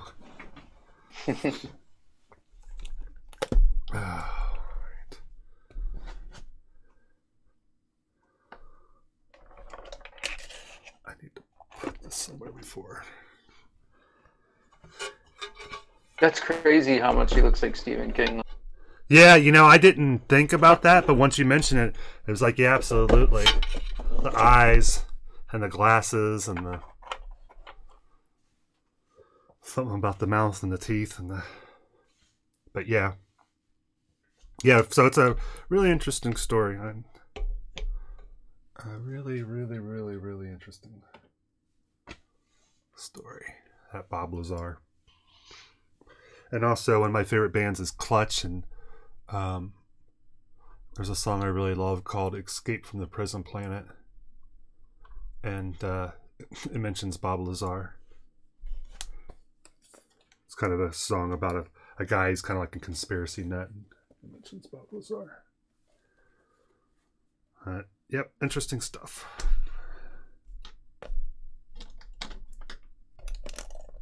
What do you think about UFOs, Randy?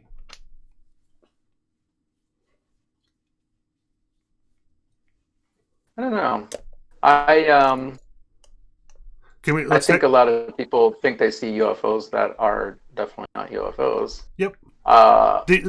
Let's discount entirely that. Can we step back further first off? So do you believe that there's life out there beyond humans? I would like to believe that there is, I think. Are you a prescriber of the statistical, like it's a statistical almost certainty, just based on the size? I don't. I'm not a statistician. I don't know all the numbers. I know that we really know numbers. But, but it is insane. 38% of the people make up statistics on the spot, Randy, so it doesn't really, you don't have to be a statistician. But yeah, the vast number of planets that there are in the universe is just mind-boggling, and we're constantly learning that there's like more and more out there.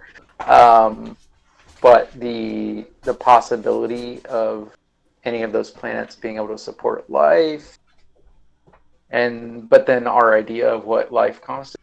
Oh, like, come on. Are you trying to tell me that we're the carbon-based, take care so of what its Randy, the universe takes care of its kids. I don't know what he's saying. It can't support life. Oh, sorry. I didn't say it. Sorry. I digress. You were... Go ahead. I was trying to add a lot of jocularity. I always try to leave room for everything. It does seem a waste of space, an extreme waste of space for Colonel's telling me to deflect. No, I'm not. I'm trying to answer as honestly as possible. This is truly what I believe. That it would be an extreme waste of space for nothing else to be out there. But there's an alien right there. There's proof of alien life right there. What do you mean? So you're not an atheist. You're an agnostic. That's what you're telling me when it comes to being the life on other planets. So therefore, I believe that it's possible. So therefore, I mean, if you're wishy-washy on if there's even life out there, then you're not definitely like a believer then that we have UFO technology. It would. Oh, do we have you?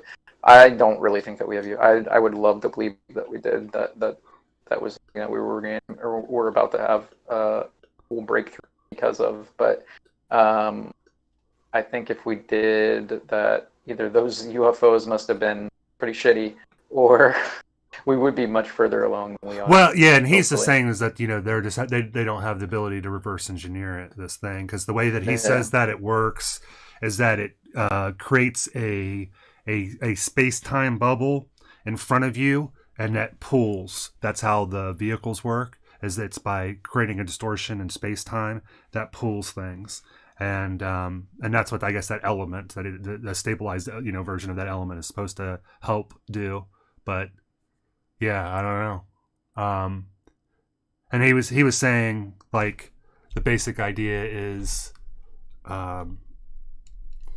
Imagine that you put a bowling ball on a mattress, right? And then you put your fist in front of the bowling ball, and the bowling ball would start to move. It's like that's basically the same. Which I know that. So how are they able? How are they able to prove that how it works? How what worked? How the supposed UFO works. Well, like, how are they able to prove that that's what it does? That's how it works. I don't know. I mean, I don't remember all of that. I know that's one of the theories out there about possible methods of long distance space travel, but it's one of many theories of possibilities, none of which we haven't quite figured it out. We don't know enough about it. It's got other pitfalls. So what were I'm sorry. But yeah, hope. What was it? So I got the words that you were saying, but what was it? What were they in relationship to? Randy. I've now moved on. Okay, I'm with you on that. I will accept it. I was trying to get caught up on chat, and I missed kind of like I was hearing the words, but I wasn't sure exactly what they were in relationship to. But he's like Tater was talking about that he believes in aliens, but he also believes that the universe is so massive that nobody will find us. And yeah, I mean, based on some of the conventional thinking, right? Yeah, that it's just like if you were to use a telescope and look at the planet that had life on it, the people that you would be looking at would be dead, right? Because of the time it takes for light to get to Earth, right? It'd be millions and millions and millions and millions of years, which is crazy, right? That if you're using a telescope and you were able to look at another planet and you could magnify it enough to where you could like see people and do things, right? Like the things that we're seeing in telescopes from stuff that far away isn't happening right now. It's not happening. It's what happened millions and millions of years ago. And that's like how like you can do basically space archaeology, right? The further you go, the further and back in time you're looking, which is just like super crazy, right? But that's science. Yeah. Nuts. Good stuff though. Yeah, I used to, when I was more of a religious faith, and I would, people would, say that, do you believe in life? And I'm like, no. And it's just like, well, why is, space is so big, blah, blah, blah. And my reply was, God did that just to keep us humble.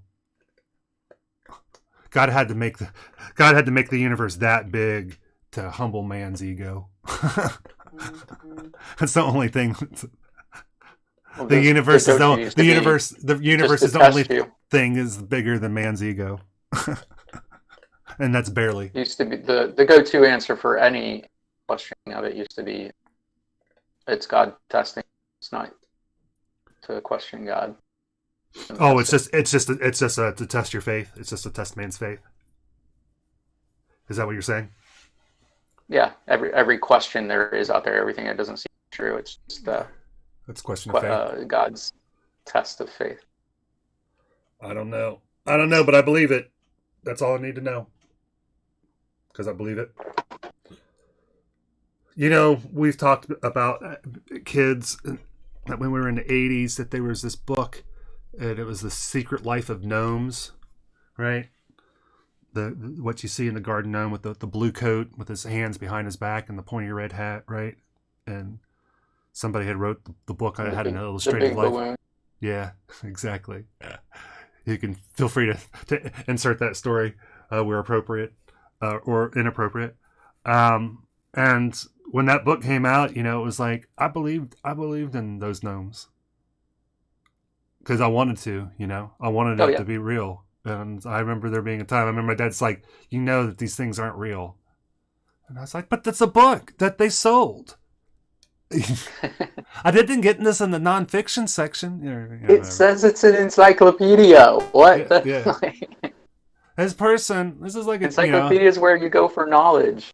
This person did like Jane Goodall stuff. Look, these are the Russian gnomes. These are the gnomes that live in the forest. These are the ones that live in the winter world. And this, yeah. Yeah. And the big balloons comment was in reference to my little brother when he saw the book. The book had pictures of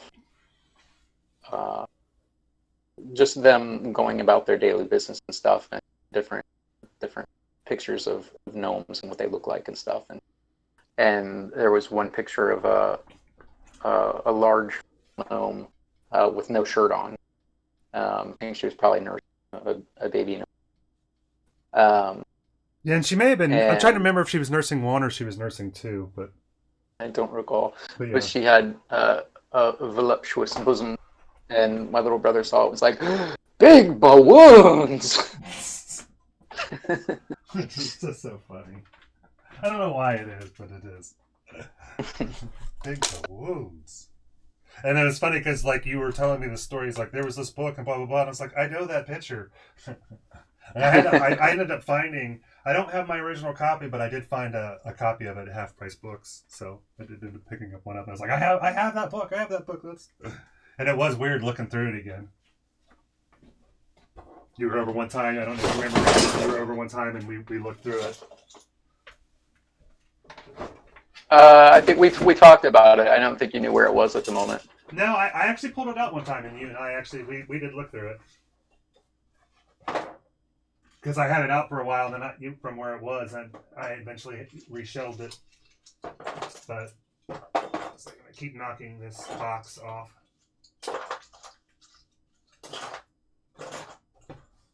People learn.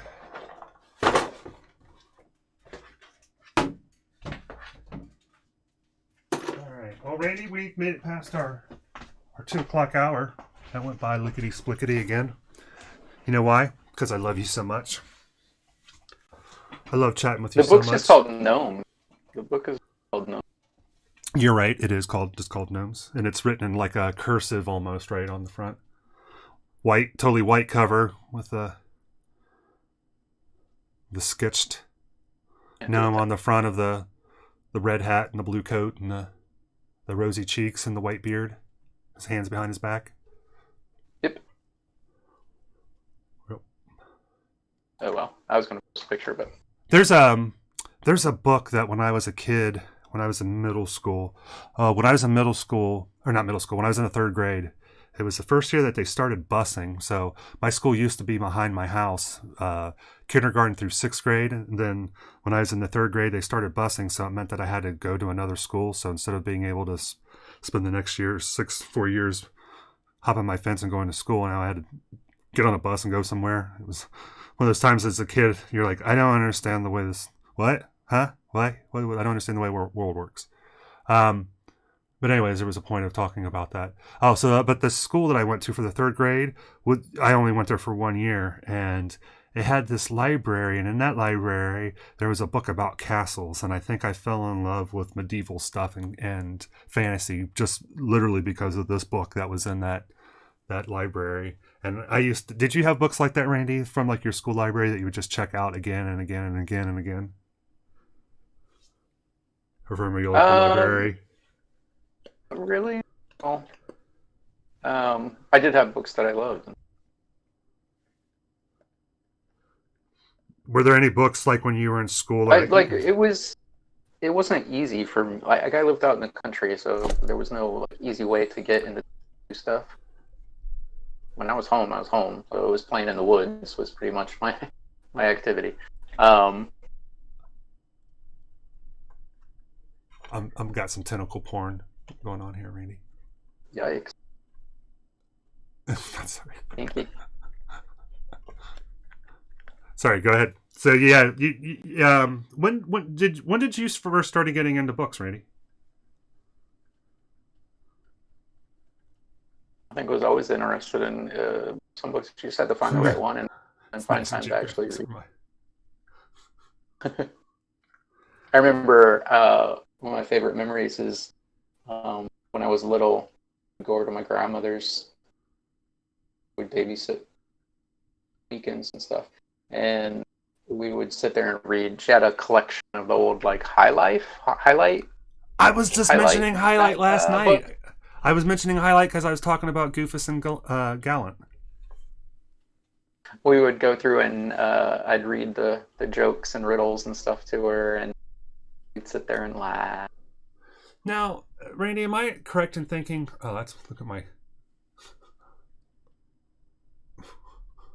Look at the picture-in-picture here. When I turn up the light here, it makes Spider-Man glow. It'd be cool if you sure did that in real life. It does do it in real life. I don't know what you're talking about. By itself. This is real life. I'm not doing anything. This is his Peter Tingle going. Peter Tingle. Yeah, can you imagine if your shirt did that? That would be cool. Pretty baller. But supposedly they've got they're developing the technology, and several times I've heard that they're close to this or whatever, that this is a feasible thing that will happen at some point, and that could potentially be relatively close in the long run. Was that like a paint that? Well, there's different versions. So one is that there's glass, so your windows would be have solar panels kind of built into them. They'd be their own solar panels, even though they'd let light through. They would still act to generate electricity as well. But also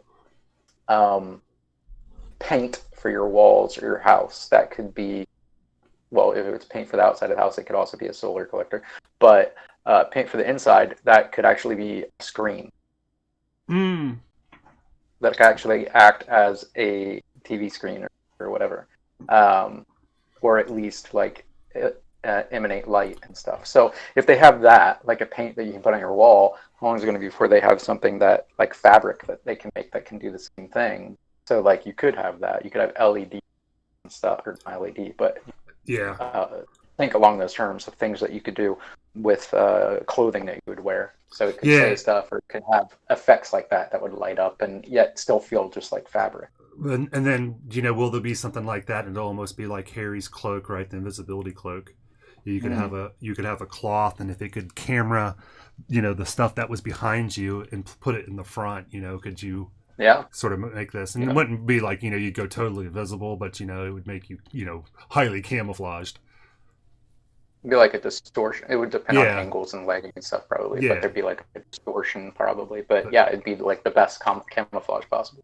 Yeah. There actually are I've seen some interesting stuff about some lenses that they have out I can't recall what they are, but they're like one-way lenses. So if you are looking at a certain an item that is really close to the lens, close behind the lens, like your view of the object, like say you're holding a pencil in your hand in front of you, Yeah. and you take this lens and you put it, I'm calling it a lens, and I don't know if that's a proper term for it or not, but we'll continue that for the moment.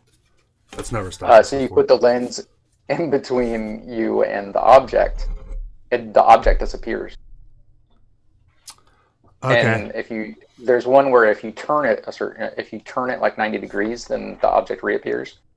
But there's another one where I think so it's like polarization sort of thing, but yeah, I'm not sure exactly. I can't remember. But if the object is close to it, you can't see that object.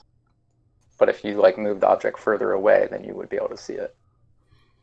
And it's really cool. Some of the stuff, the way stuff works. Yeah, that is nutty.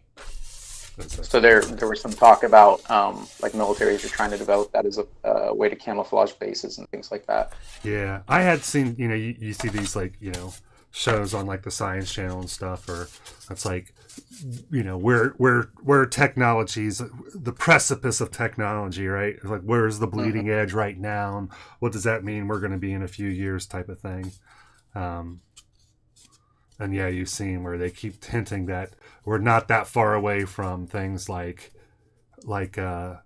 stealthing military weapons, or stealthing tanks and planes and things like that. And it also seems like, man, like in robotics are just coming a long ways, right? Enhanced exoskeletons and things like that seem like, if we don't have stuff like that that's being used in, say, maybe the next 10 years, I think I'd be surprised. Unless there's another technology or way that it goes that makes the need for it become obsolete. But it seems like that they're really coming a long way with those things. Like the combination of robotics and prosthetics and Yeah, there's a thing, I think it's called soft robotics, where it's almost like, actually that's another part of it. There's a couple different things going on. So there's soft robotics where think of like a tentacle, like making a robot tentacle basically. So it has like the full range of motion and tactile ability of a tentacle, but it's a robot. And like it has sensors all over it for sensing how hard it is gripping stuff and things like that. And sensors themselves, what they're capable of being able to, how hard something's gripping something, what the material they're gripping is potentially, is pretty cool.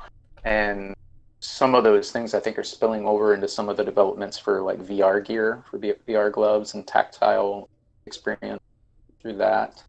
And then there's also trying to incorporate, almost making, I guess it's a cyborg in a way, because you're combining robotics with biological elements. Yeah, and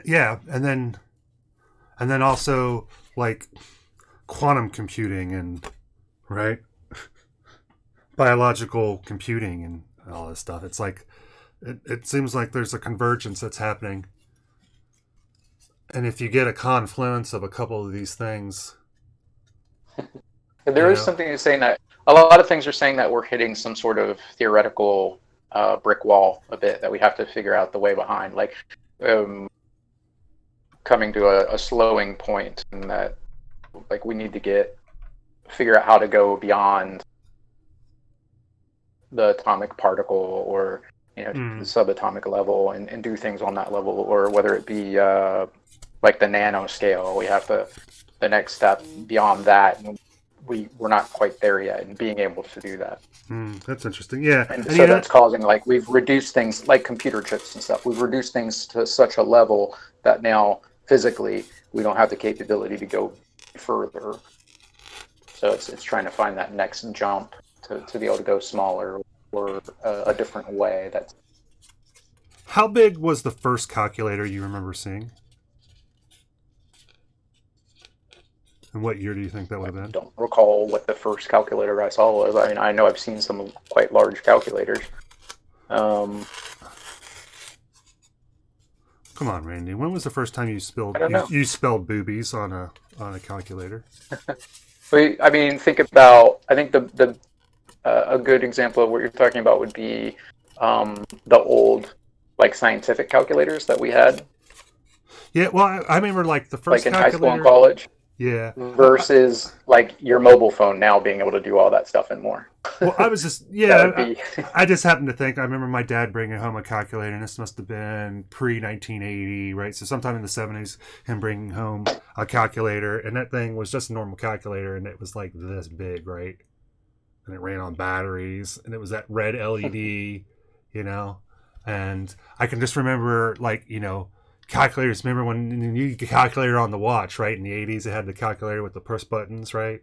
And then it was just like, well, you can make a calculator as small as you wanted to. Like, literally, it's like, calculator can be as small as you want, but you just don't, it's the buttons, right? The readout and the buttons. Yeah, and the same thing, you know, with like what you can do with, you know, a smartwatch, I guess, is, you know, there's just a point, is the limitation is your fat fingers, you know, so you have to figure out a different way. It's not, you know, the limitation isn't being able to make the technology smaller. It's about, you know, you may have to find a different way to solve your problem, you know, because if making it smaller is the only thing that's going to increase its ability, you know, you're gonna max out.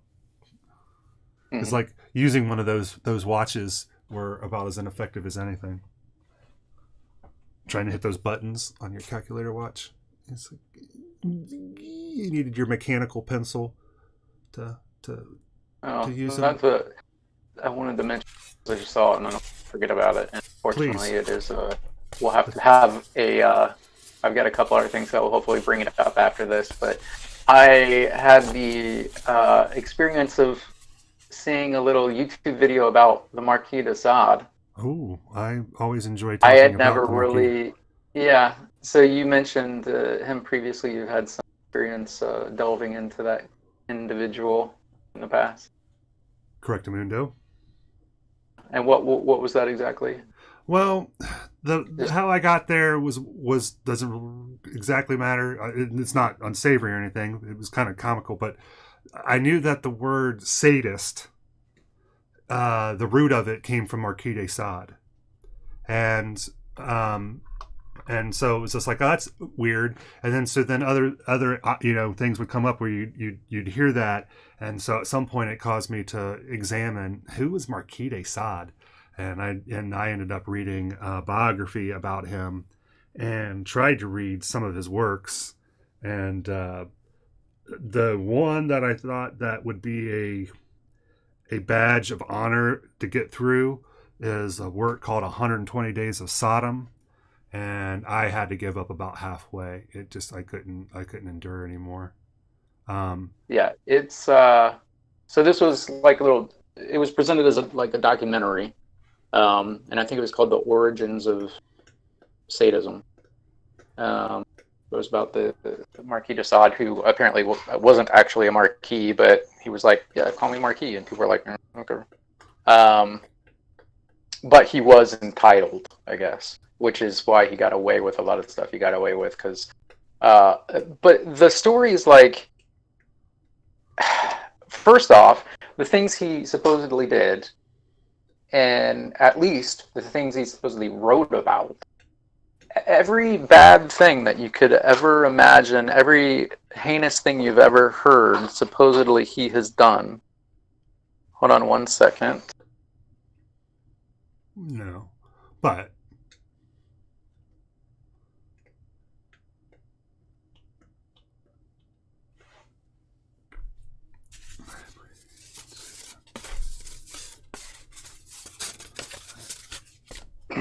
and you are okay on time, brother? Yeah. Okay. So it's, yeah, like every horrible, vile thing that you have ever imagined or ever heard about, supposedly he actually did, or at least wrote about it. Absolutely vile. Vile. Yeah. Vile. So like every sexual indiscretion, violation, humiliation, punishment, yes, torture, the worst possible stuff. demeanment. He apparently did it all. And so then the story expounds, like, not only did this happen and he did these things, supposedly, he wrote about these things, but the levels and the multitude of times that he got in trouble for doing these things, and then was either imprisoned or escaped being imprisoned, but was his, because he was entitled, his mother-in-law, I guess, paid for him to release or whatever. And sometimes he should have died multiple times and escaped death multiple times, and was constantly escaping to different countries, and then other people would, like, he came back to Paris at some point and they're like, oh, well, I guess we'll just forget about all this stuff that you were, your past indiscretions, and we'll make you part of our, like, governing body or something. Just ridiculous. It sounds like some huge sensationalist just story. Like, it's just total fiction, but supposedly it's all true. Yeah. It's just mind-boggling. Yeah, and so my understanding is that, he kept getting in prison, and that's why he was such a voracious writer, was because he could write while he was in prison, and that supposedly some of his stuff, which that any of it exists, is crazy, because it is. For many reasons. And they touch on that. That's another part of it. Is like these because there were so many attempts to eradicate it, and it was banned and whatever in different areas. And like his son thought that supposedly his son had burned everything of his that he could find when he died, and yet still this man. The instance you're talking about him being imprisoned was when his mother-in-law finally got sick of him and was like, okay, no, I'm not paying for you to get out anymore, and now you're stuck. And then he was basically in I can't think, what's the name of the prison in Tale of Two Cities? It starts with a B. Bastille? Bastille, yeah. Yeah. So he was in there. At that time, it was kind of out of commission. It was just basically where you put people to forget about them that you wanted to kill but couldn't. So yeah, I think that there's a legend too, that it's not thought to be true, but the legend is that that he started Bastille Day from chance of when he was in the Bastille, that chance from Marquis de Sade had caused the people to rise up and caused Bastille Day. But you can, that's a legend, but an interesting piece of flavor. I don't know. I was thinking that's mentioned, something about that is mentioned within Tale 2. I don't know. Sure. But they said that there was something that was a little confusing about that within this video. I couldn't quite tell what they were saying. It sounded like he was screaming from the Bastille, saying stuff like the guards were trying to kill him or something, and then somehow because of that escaped. It was very. I think I must have missed something there. I don't know. I wasn't quite sure what they were saying, but apparently because of him yelling, saying that the guards were trying to kill him or something, somehow able to escape. Yeah. And then I also remember that was an instance where he wrote a big manuscript during that time, because that's time he was actually imprisoned for long. And it was like a bunch of foul. It was like increasingly angry and violent. And had vile stuff toward his, showing his anger toward his stepmother for not bailing him out, basically. And he thought it was lost. Supposedly this was written on a scroll that he hid within the walls of his cell, which, seems like something out of a movie anyway. And then supposedly the Bastille was burned down, and he thought it was lost. So he left it behind when he escaped, and the Bastille burned down, and he thought it was lost, but somehow it wasn't. Somebody saved it. I mean, it all just sounds like a movie plot or something. Crazy. Yeah. And it's just one thing after the other like that. But there are a lot of works of his that are out there. I know of at least Justine and Juliet. Those are two separate works, and 120 Days of Sodom. And his books are big. And I think from what I've seen, most of them follow this format. It'll be 10 pages of a tirade against God and religion. And then it'll be 10 pages of the most depraved filth that a human being could do to another human being. And then rinse and repeat. That's kind of the what I got from it. And it's the big work that they were talking about at the end. It sounded like he kept adding, it sounded like they kept referencing the same book, but like different versions thereof. So okay. I'm not sure exactly what was going on with that. But the last one that they mentioned was it was a story about like 4 different guys. That's 120 Days of Sodom. It's okay. They came from like different backgrounds. Like one was a judge. And they refer to them as libertines, correct? Yeah, I believe so. 4 different they had a castle. Yep, and it just so happened that the castle kind of matched the description of this actual castle. But they decided to go and like abduct a bunch of women and children from the village, and then it was a progression of different levels of debauchery that they did to these people over this time. This is yes, including their own children. It was like seriously the worst stuff you could ever. I don't even. And so, like one chapter, it was like these are the minor things we could do, and then like, okay, this is the next level. And it just gets progressively worse. It just gets progressively mutilation worse. And just horrible. Yeah. Yep. Yeah. The fact and the level of detail like they go into about like when he's going to abduct these people, and it's like the level of detail that he puts into how they were going to do it, and it's and it just gets progressively worse and worse and worse and worse. And like I said, it was at one point it's like I can't. And you know what? They made a movie out of that. I think there's actually a couple. There's one that I think it was made in Italy, somewhere in Italy, I think, and it's banned, but it was still big there at some point. Very controversial. That was a document or video. I'm called a document. I don't know the source that well. But yeah, absolutely.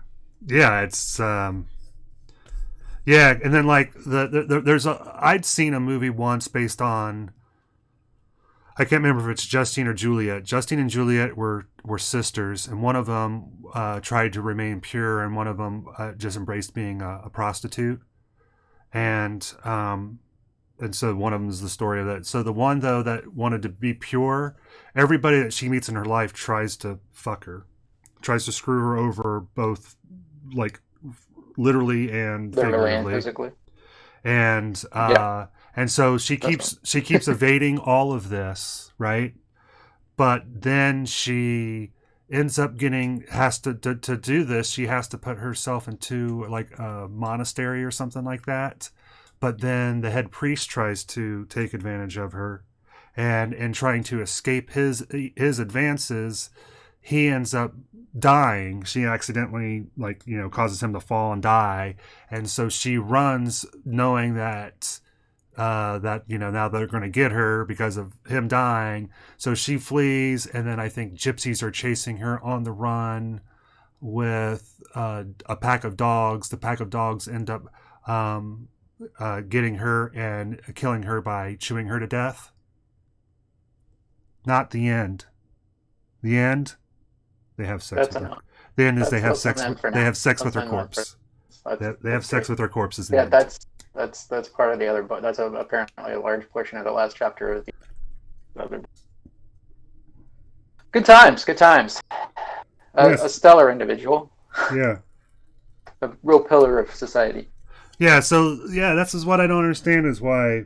Yeah, I mean, you can understand now why the term sadist, which is to take pleasure in other people's pain. That's why What part of humanity is drawn to that kind of stuff? Like, it's so crazy. But like, there's references of maybe not to that level, but kind of different, like, things progress at some time or another. Things may progress to those sort of levels, like the arenas of, like, what part of humanity is so enthralled by that? And it's like they say, people drive by a car wreck, can't look away. Right. It's like, oh, did anybody die? Like, you don't want to look, but you can't look. Kind of. That's so weird. Yeah, I mean, we've talked about the concept of Schadenfreude, right? I mean, yeah, that's certainly a thing. But it's not the same thing. No, but I mean, even if that's just if that's a spark of, right, that's taking pleasure in somebody else's failure, taking pleasure in somebody else's pain, I think is probably tied at some level to that, to some degree. And the thing is, too, that's interesting, or not, but might be deemed interesting, is that, when I was a kid, and they would talk about things that are kinky, right? What was kinky? Was S&M. That's kinky, okay? And and it's like, so, it's S&M, and then it's like, okay, that's sadomasochism, right? That's whips and chains and beating people and wanting to be beaten and things like that. And there's different levels of that. But then that whole thing is very different, right? And then, later you start to learn more, like, so when I think that you have something, and I'm guessing because I don't know the source material, but just through things that you hear, things like 50 Shades of Grey, right? That's, I think, is more about a dominant submissive relationship, right? And that's different than S&M, where S&M was, or they can be mutually exclusive things, very mutually exclusive. Well, 50 Shades of Grey, I actually saw the first. Yeah, and I don't know what about it, but I do know that there's a difference between it, and I would think that it was probably more than it. It actually has. There are elements within that movie of sadomasochism, but it's not necessarily what the books or movie are about. It peeks its head. They're about the warm and embracing relationships that we have with each other through physical. No, I don't. Go ahead. Sorry. Yeah, I know. It's got different levels to it. It's about sharing and caring, and about how wide you can make your poop hole. It's actually about. It turns out to be things that happened to him as a kid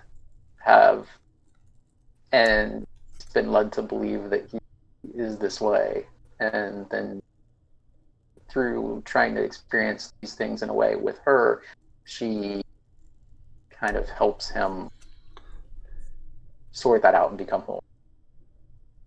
That's what I've garnered from. You said whole.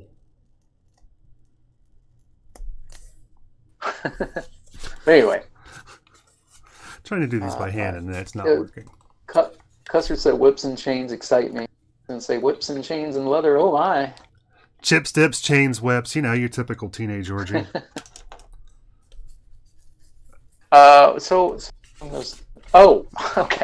Okay. So YouTube videos. I will. So are we done with are we done with our Marquis de Sade, yes. Marquis de Sade portion of the conversation? I think more than enough has been said about of Marquis. There's a movie, and this is there's a movie called Quills, Q, as in Studio Johnny Q. Quills, like, a writing quill. And that movie is about Marquis de Sade, and I think it's a little fun little romp about the Marquis de Sade. And I'm like, huh? I remember being in a movie theater in probably the mid '90s and seeing like a trailer for it, and it's just like, Are you trying to Just, make a release romantic comedy? Which wasn't quite a romantic comedy, but still. Release date September 2000 in the US. Fictional work that reconstructs the unknown fate of the Marquis de Sade, the writer and sexual deviant who was imprisoned in an insane asylum for the last 2 years of his life. That video I watched. The Marquis de Sade befriends the director of the asylum and shares affections with the asylum laundress. When a doctor is sent in to cure the Marquis of his supposed madness, the Marquis's rebellious character only grows stronger. I think at one point he was released or at least moved from one prison because supposedly he had seduced like everybody there, basically. Well, and this is the one thing when he was in his the last thing I remember from the video is hearing like he yet again escaped, moved to a new village, and like immediately seduced some 14-year-old girl who fell madly and passionately in love with them when he was in his 70s. Yeah, and then I know that one of the things that he was imprisoned for was he liked to, do sexual deviant things, but his favorite was to do them in a way that like involved crucifixes and places of worship. I mean, he loved to blaspheme, however he could. He loved to combine those things. But there was, I think in his book, it was a series of things he did to this woman on Easter Sunday or something like that. On Easter Sunday.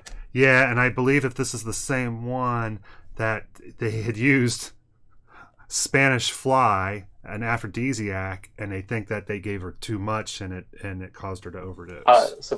Supposedly a group of women, they got very sick, so he got in trouble with it. Yeah. It like poisoned pretty much.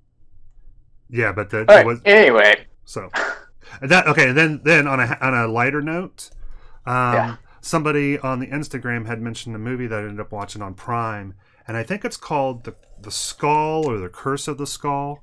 If somebody could take a look at that, actually had the guy who played Saruman, that actor, and the actor who was Grand Moff Tarkin from Star Wars, Peter.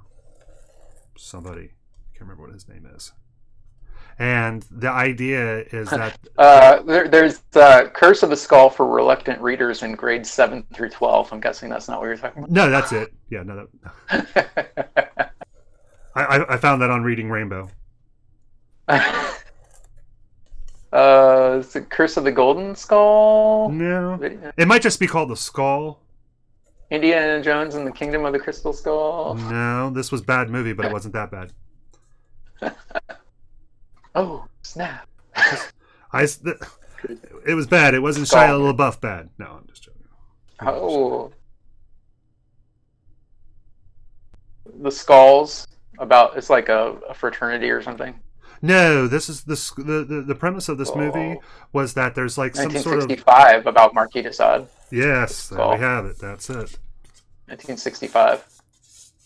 Yeah, and so the idea is that there's this like curiosity finder finds for Grand Moff Tarkin the skull that is supposedly supposed to be the skull. Hey, Hutt Armories or Amories. You might be able to pronounce that better. Thanks for hopping on. Hey, what's up? That the skull, he has the skull of Marquis de Sade, and so he Armories. That's he and that the skull, just having it in your possession, would drive you mad and cause you to do crazy things. And it says that it was possessed. There you go. Just trying to look up the actor that you're. And it also has Saruman. That I can't remember what his name is. Christopher Lee. Collector comes into possession of the skull of Marquis de Sade and learns it is possessed by an evil spirit. That's true.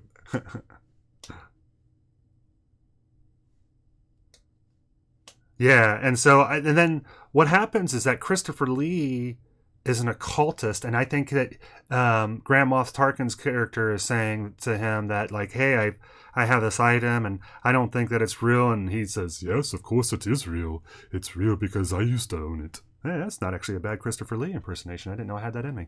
And he was like, yes, I know, and on certain days, the dark holiday, blah, blah, blah, blah, blah. And so he has it during the dark holiday, and things go wonky. So actually, it looks like it's Peter Cushing. Peter Cushing, yeah, and that's Grand Moff Tarkin. It's Peter Cushing. Okay. Yeah. And I don't know that I'd ever seen him in anything other than Star Wars, sadly enough. He's, these great actors. The same thing as, like, Alec Guinness. It's like, I don't think I ever seen him in that, and maybe Bridge Over River Kwai. Oh. There's Sir Matthew Phillips. But yeah, so that was, I think, the last thing that I have to say about the curse on Marquis de Sade. But yeah, I mean, the thought is that, he was so wicked that the skull of him is possessed, and that's what drove him to such wickedness. So that's or he's just a freak. Yeah. Normally we celebrate freaks here. Not that type. Yeah, that's what I said. I was interested when I was back in college. Yeah, so what we're working on here, we can take a break and talk about it. Right now, I'm using some dollar store craft foam that kind of has the paper on it. We get it from certain, I think it's Dollar Tree has a kind, and you can peel it off one side. And we're working on making some wood floors for our D&D games. I've made a lot of stone floors, but I've never made any that are supposed to be kind of like wood-based. So, and then we use some tongue depressors on this one. We use some popsicle sticks types on this one. And so we're making some more of those. And Randy's chatting me up, keeping me company. And we were talking about Marquis de Sade, oddly enough. And now we're done with that. And now because nobody needs to talk about that, we're going to kindler, gentler things. I can't do this by hand. Stop doing it. And so what I had done is previously I had put some indentations in these, but I had the paper still on them, and they're not deep enough, so I'm redoing them. So I'll be smarter about these. On these other ones, I'll take the paper off before I put the indentations in. So just trying to see what works or doesn't work. And then I'll go ahead and do these.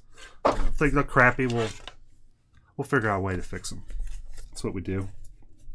People use the same method to make a brick path or a brick floor tile or a brick wall or even stone, depending if you did it more freehand rather than straight line. Yeah. So before I had actually had marked out these and then used the T-square on them, but yeah, I don't mind having some that are different and some that, if I don't like the spacing on the boards, they'll be distressed, or there'll be blood stains on them or something, right? We'll put a corpse on it. We'll figure a way to use it.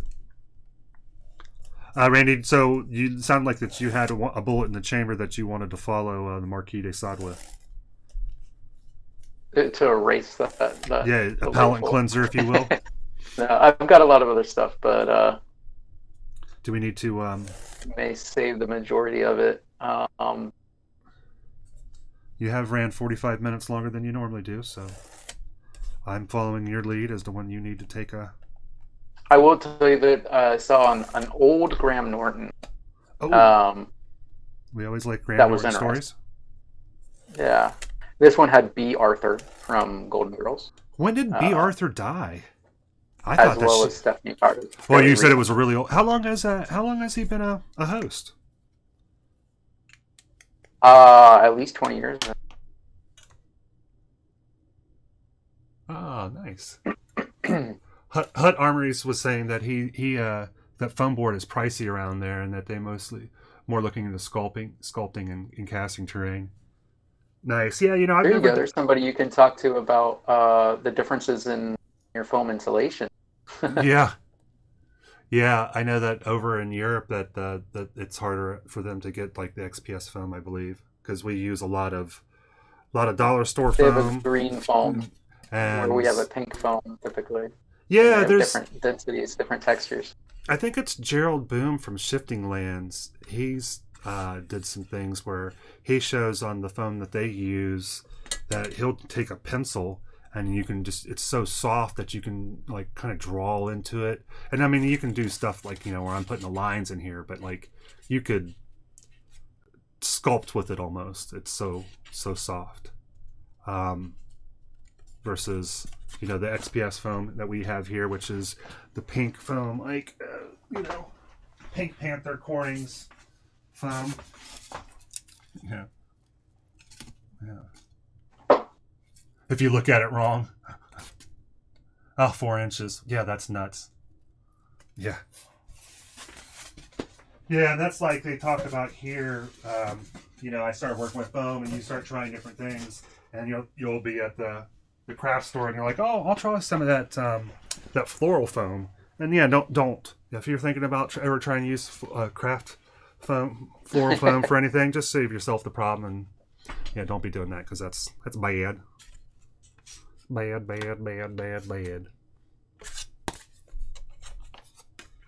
But yeah, I know, like, we make a lot of, stuff like, I'll show you here. We got our town over here.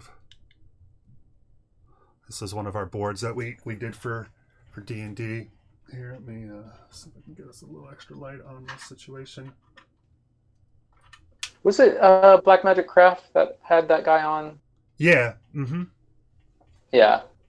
And so that's when they realized the differences between the two. Yeah. And when they were both good for their own uses, but they were almost opposite in what they were good for. Like, yeah, they had the opposite sort of properties.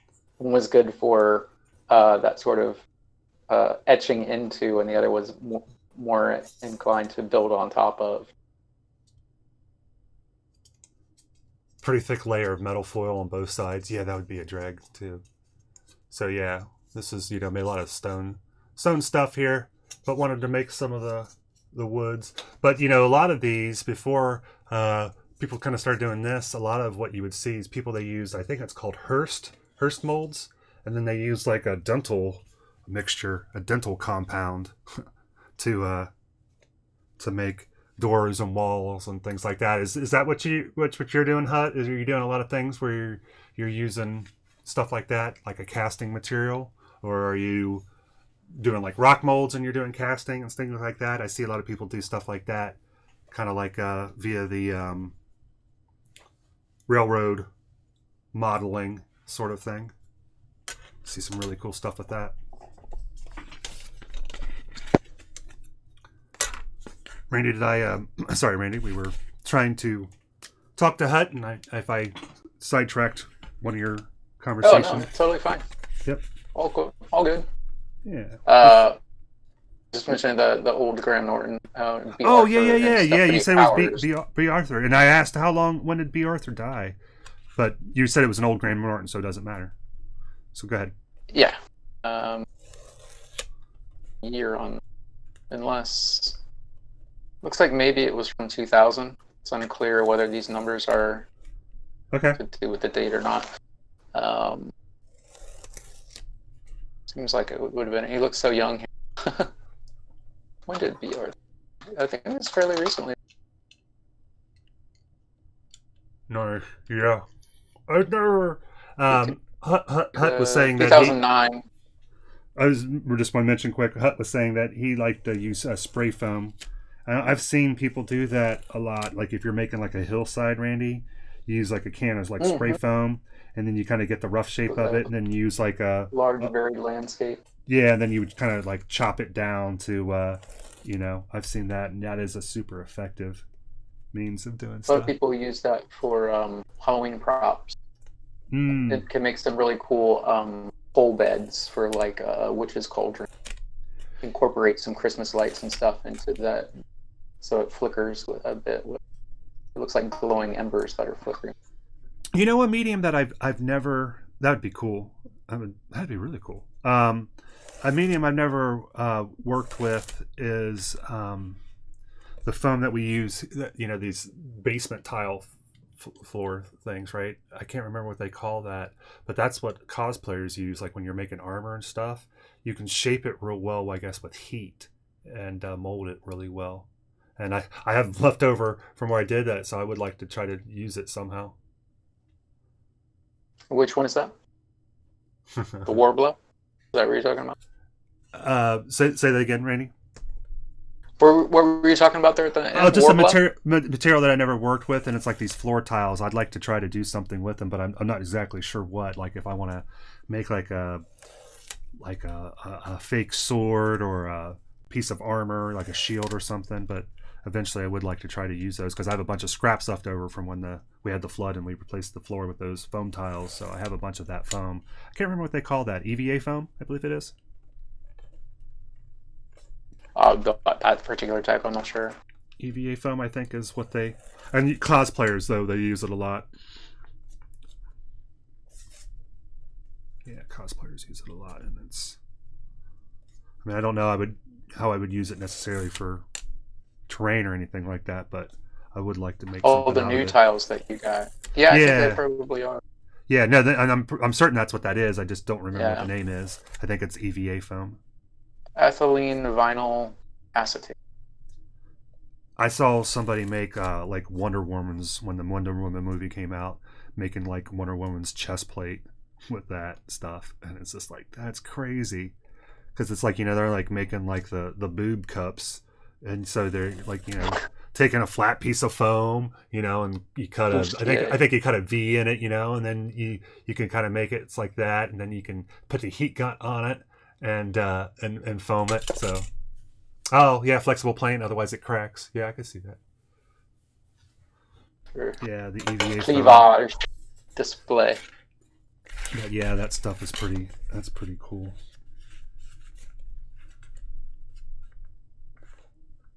Oh man. Oh, so Graham Norton, B. Arthur. They went. He likes to go on websites. Like fan websites and things. Uh-huh. And shares those with the stars. Celebrity. He found one where people were all about B. Arthur, and one of the posts that was particularly interesting had a link to his own website, and so they followed that, and it ended up not being anything about B. Arthur or Golden Girls. It was called something like Rev Me Up. And it was about, apparently there is a kink involving people pressing pedals. And in this case specifically, it seemed to be dealing with people's feet pressing like your accelerator pedal in your car. So like different animations of people either with shoed or socked or barefoot pressing their accelerator pedal in their car, and apparently that is that's hot, dude. That's something that some people really enjoy. So they ended up calling this guy, and the number that he gave him the call at was his work number, apparently. So there was like a receptionist that answered, and they called him on a phone that was like embedded in a teddy bear, and the teddy bear like moved and talked along with the person talking on the phone. It was really weird. That is totally bizarre. Huh. He's great. Yeah.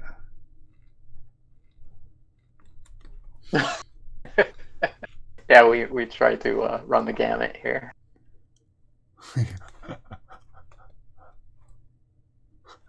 Yeah, we're all over the place. This is why it's addition through distraction. We deal with a little bit of this and a little bit of that. All right. So Randy, we've kept you for about an hour later than we normally did. I guess we probably should wrap this up. I want to thank everybody that we had on today. Tomorrow we will be off camera. I'm going to be working on the video edit. So we did our D&D recap today, and I'm working on doing some video editings of previous video recaps and see if that's something that we can make into edited form that we can share with everybody.